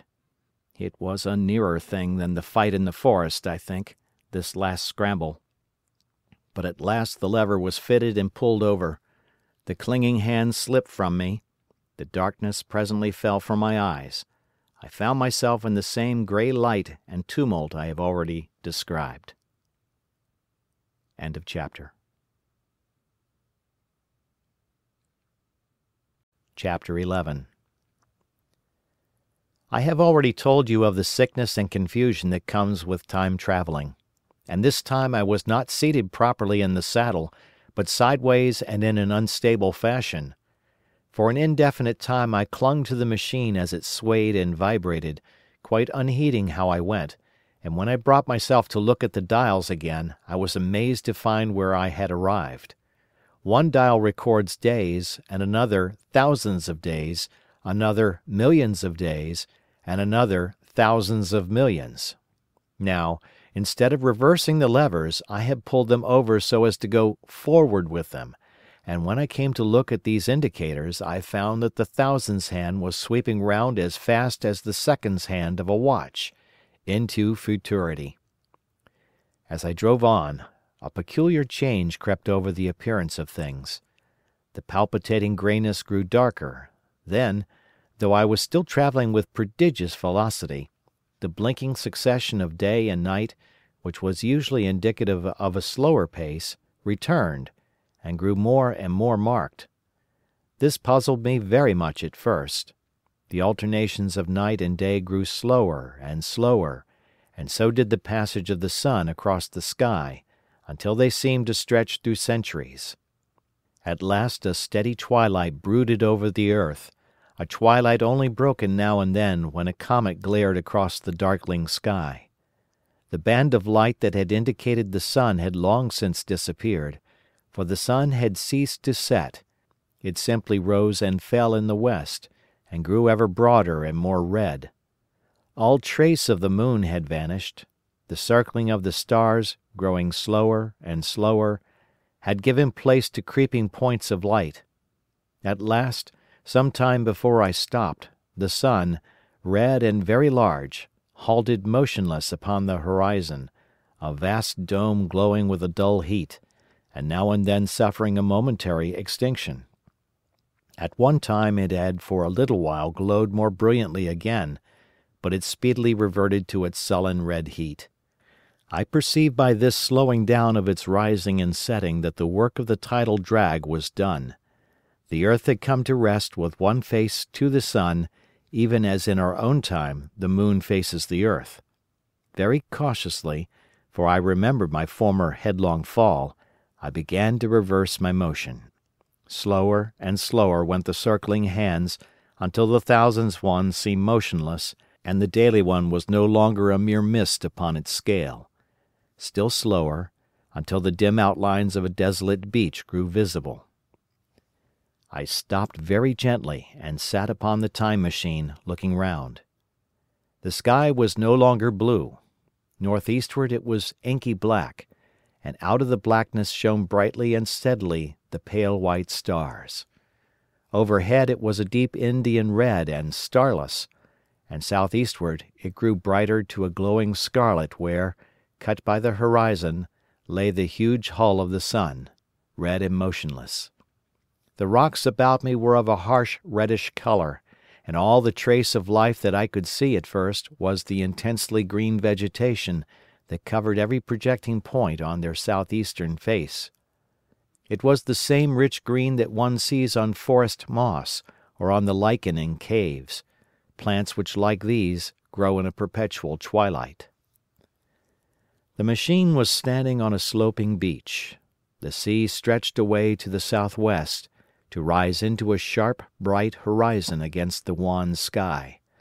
There were no breakers and no waves, for not a breath of wind was stirring. Only a slight oily swell rose and fell like a gentle breathing, and showed that the eternal sea was still moving and living.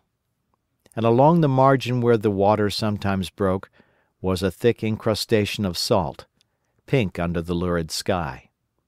There was a sense of oppression in my head, and I noticed that I was breathing very fast. The sensation reminded me of my only experience of mountaineering, and from that I judged the air to be more rarefied than it is now.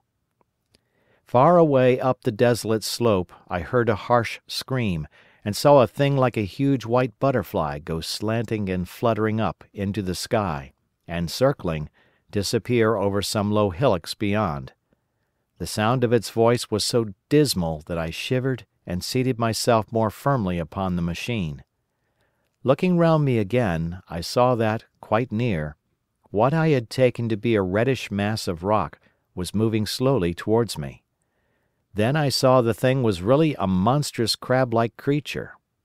Can you imagine a crab as large as yonder table, with its many legs moving slowly and uncertainly, its big claws swaying, its long antennae, like carters' whips, waving and feeling, and its stalked eyes gleaming at you on either side of its metallic front. Its back was corrugated and ornamented with ungainly bosses, and a greenish incrustation blotched it here and there. I could see the many palps of its complicated mouth flickering and feeling as it moved. As I stared at this sinister apparition crawling towards me, I felt a tickling on my cheek as though a fly had lighted there. I tried to brush it away with my hand, but in a moment it returned, and almost immediately came another by my ear. I struck at this, and caught something thread-like. It was drawn swiftly out of my hand. With a frightful qualm I turned, and I saw that I had grasped the antenna of another monster crab that stood just behind me. Its evil eyes were wriggling on their stalks, its mouth was all alive with appetite, and its vast ungainly claws, smeared with an algal slime, were descending upon me. In a moment my hand was on the lever, and I had placed a month between myself and these monsters. But I was still on the same beach, and I saw them distinctly now as soon as I stopped. Dozens of them seemed to be crawling here and there, in the sombre light, among the foliated sheets of intense green. I cannot convey the sense of abominable desolation that hung over the world. The red eastern sky, the northward blackness, the salt dead sea, the stony beach crawling with these foul, slow-stirring monsters, the uniform poisonous-looking green of the lichenous plants, the thin air that hurts one's lungs, all contributed to an appalling effect. I moved on 100 years, and there was the same red sun, a little larger, a little duller, the same dying sea, the same chill air, and the same crowd of earthy crustacea creeping in and out among the green weed and the red rocks. And in the westward sky I saw a curved pale line like a vast new moon. So I travelled, stopping ever and again, in great strides of 1,000 years or more, drawn on by the mystery of the earth's fate, watching with a strange fascination the sun grow larger and duller in the westward sky, and the life of the old earth ebb away. At last, more than 30 million years hence, the huge red-hot dome of the sun had come to obscure nearly 1/10 part of the darkling heavens. Then I stopped once more, for the crawling multitude of crabs had disappeared, and the red beach, save for its livid green liverworts and lichens, seemed lifeless. And now it was flecked with white. A bitter cold assailed me. Rare white flakes ever and again came eddying down. To the northeastward, the glare of snow lay under the starlight of the sable sky, and I could see an undulating crest of hillocks, pinkish white. There were fringes of ice along the sea margin, with drifting masses further out, but the main expanse of that salt ocean, all bloody under the eternal sunset, was still unfrozen. I looked about me to see if any traces of animal life remained. A certain indefinable apprehension still kept me in the saddle of the machine, but I saw nothing moving, in earth or sky or sea. The green slime on the rocks alone testified that life was not extinct. A shallow sandbank had appeared in the sea, and the water had receded from the beach. I fancied I saw some black object flopping about upon this bank, but it became motionless as I looked at it, and I judged that my eye had been deceived, and that the black object was merely a rock. The stars in the sky were intensely bright, and seemed to me to twinkle very little. Suddenly I noticed that the circular westward outline of the sun had changed, that a concavity, a bay, had appeared in the curve. I saw this grow larger. For a minute perhaps I stared aghast at this blackness that was creeping over the day, and then I realized that an eclipse was beginning. Either the moon or the planet Mercury was passing across the sun's disk. Naturally, at first I took it to be the moon, but there is much to incline me to believe that what I really saw was the transit of an inner planet passing very near to the earth. The darkness grew apace. A cold wind began to blow in freshening gusts from the east, and the showering white flakes in the air increased in number. From the edge of the sea came a ripple and whisper. Beyond these lifeless sounds the world was silent. Silent? It would be hard to convey the stillness of it. All the sounds of man, the bleating of sheep, the cries of birds, the hum of insects, the stir that makes the background of our lives, all that was over. As the darkness thickened, the eddying flakes grew more abundant, dancing before my eyes, and the cold of the air more intense. At last, one by one, swiftly, one after the other, the white peaks of the distant hills vanished into blackness. The breeze rose to a moaning wind. I saw the black central shadow of the eclipse sweeping towards me. In another moment the pale stars alone were visible. All else was rayless obscurity. The sky was absolutely black. A horror of this great darkness came on me. The cold that smote to my marrow and the pain I felt in breathing overcame me. I shivered, and a deadly nausea seized me. Then like a red-hot bow in the sky appeared the edge of the sun. I got off the machine to recover myself. I felt giddy and incapable of facing the return journey. As I stood sick and confused, I saw again the moving thing upon the shoal. There was no mistake now that it was a moving thing, against the red water of the sea. It was a round thing, the size of a football perhaps, or, it may be, bigger, and tentacles trailed down from it. It seemed black against the weltering blood-red water, and it was hopping fitfully about. Then I felt I was fainting, but a terrible dread of lying helpless in that remote and awful twilight sustained me while I clambered upon the saddle. End of chapter. Chapter 12. So I came back. For a long time I must have been insensible upon the machine. The blinking succession of the days and nights was resumed. The sun got golden again, the sky blue. I breathed with greater freedom. The fluctuating contours of the land ebbed and flowed. The hands spun backward upon the dials. At last I saw again the dim shadows of houses, the evidences of decadent humanity. These, too, changed and passed, and others came. Presently, when the million dial was at 0, I slackened speed. I began to recognize our own petty and familiar architecture. The thousand's hand ran back to the starting point. The night and day flapped slower and slower. Then the old walls of the laboratory came round me. Very gently now, I slowed the mechanism down. I saw one little thing that seemed odd to me. I think I have told you that when I set out, before my velocity became very high, Mrs. Watchett had walked across the room, travelling, as it seemed to me, like a rocket. As I returned, I passed again across that minute when she traversed the laboratory, but now her every motion appeared to be the exact inversion of her previous ones. The door at the lower end opened, and she glided quietly up the laboratory, back foremost, and disappeared behind the door by which she had previously entered. Just before that, I seemed to see Hillier for a moment, but he passed like a flash. Then I stopped the machine and saw about me again the old familiar laboratory, my tools, my appliances, just as I had left them. I got off the thing very shakily, and sat down upon my bench. For several minutes I trembled violently. Then I became calmer. Around me was my old workshop again, exactly as it had been. I might have slept there, and the whole thing have been a dream. And yet, not exactly. The thing had started from the southeast corner of the laboratory. It had come to rest again in the northwest, against the wall where you saw it. That gives you the exact distance from my little lawn to the pedestal of the White Sphinx, into which the Morlocks had carried my machine.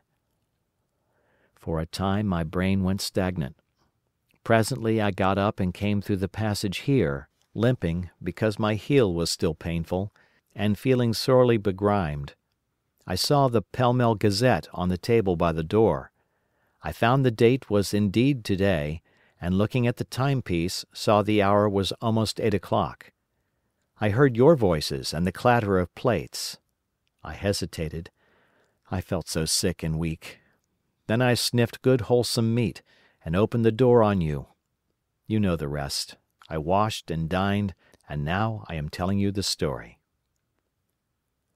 I know, he said after a pause, that all this will be absolutely incredible to you.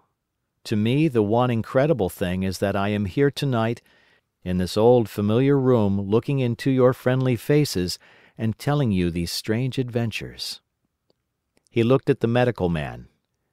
No, I cannot expect you to believe it. Take it as a lie, or a prophecy. Say I dreamed it in the workshop.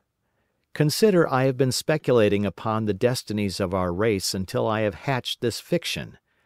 Treat my assertion of its truth as a mere stroke of art to enhance its interest. And taking it as a story, what do you think of it? He took up his pipe and began, in his old accustomed manner, to tap with it nervously upon the bars of the grate. There was a momentary stillness. Then chairs began to creak and shoes to scrape upon the carpet. I took my eyes off the time-traveler's face and looked round at his audience. They were in the dark, and little spots of color swam before them. The medical man seemed absorbed in the contemplation of our host. The editor was looking hard at the end of his cigar, the sixth. The journalist fumbled for his watch. The others, as far as I remember, were motionless. The editor stood up with a sigh. "What a pity it is you're not a writer of stories," he said, putting his hand on the time-traveler's shoulder. "You don't believe it?" "Well—" "I thought not." The time-traveler turned to us.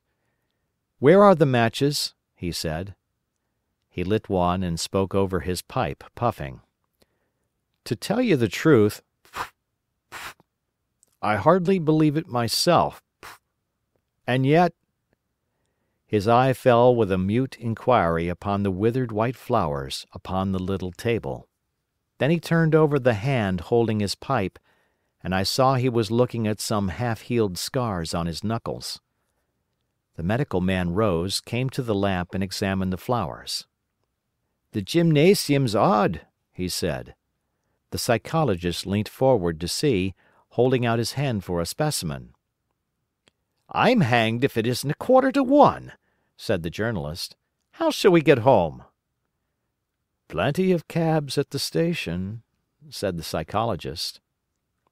"It's a curious thing," said the medical man, "but I certainly don't know the natural order of these flowers.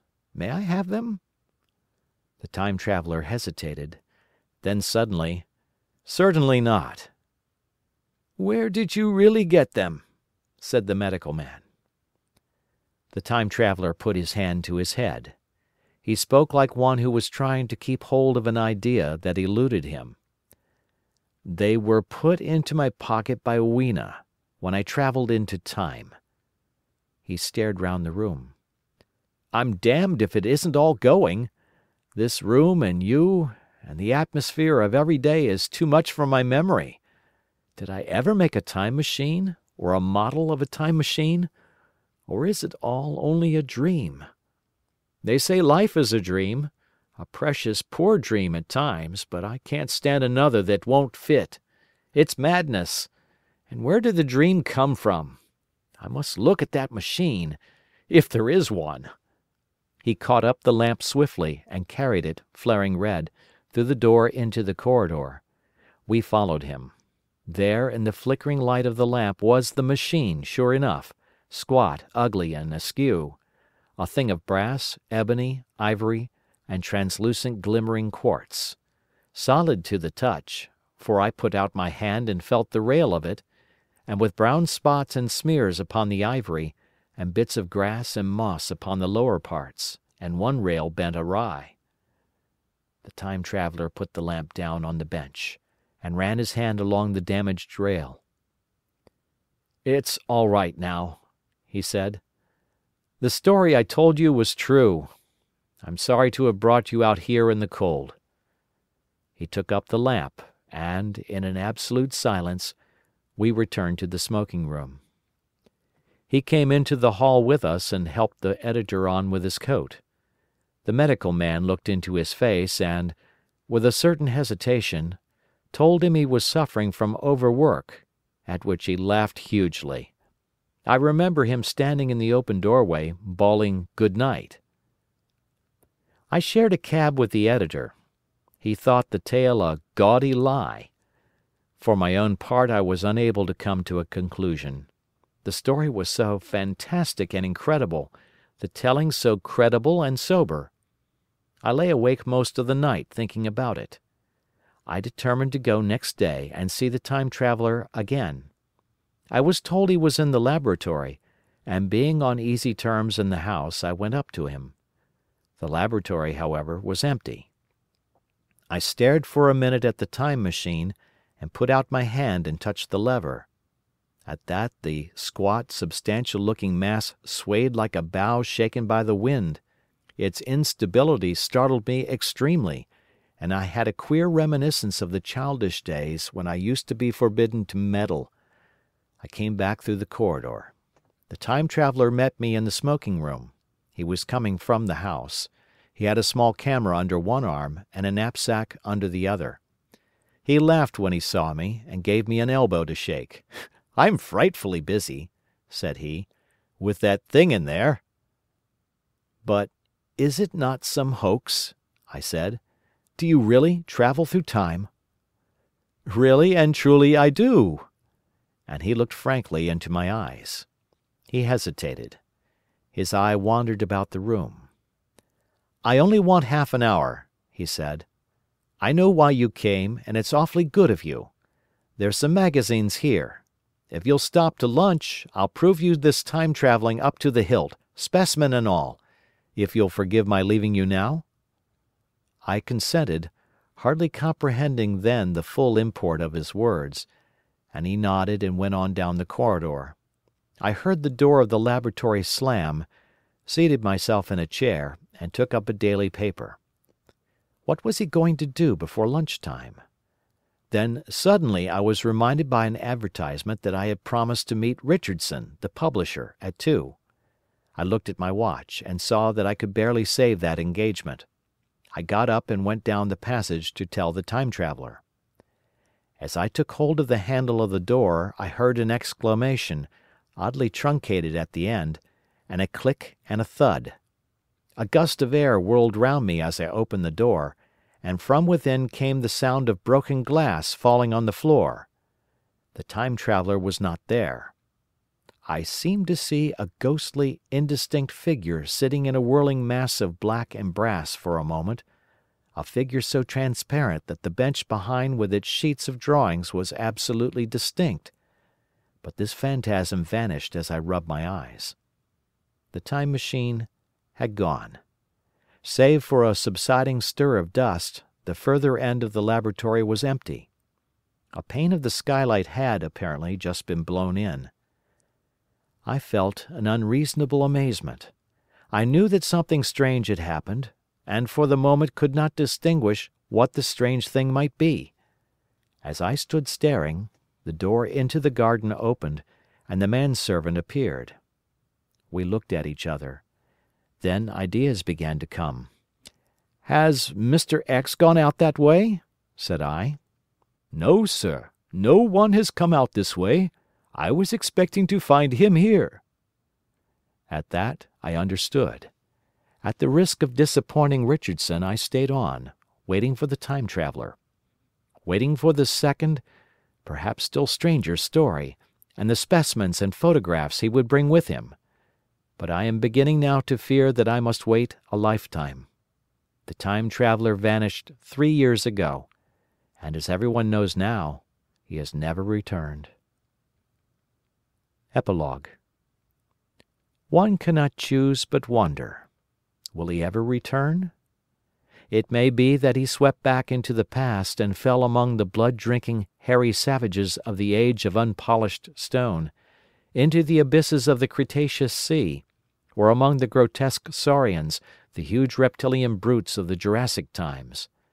He may even now, if I may use the phrase, be wandering on some plesiosaurus-haunted Oolitic coral reef, or beside the lowly saline lakes of the Triassic age.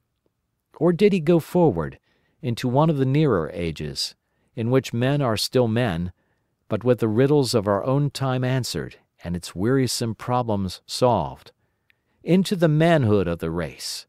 For I, for my own part, cannot think that these latter days of weak experiment, fragmentary theory, and mutual discord are indeed man's culminating time. I say, for my own part.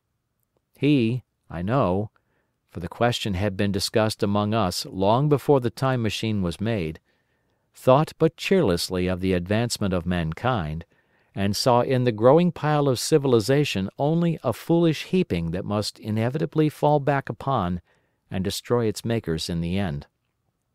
If that is so, it remains for us to live as though it were not so.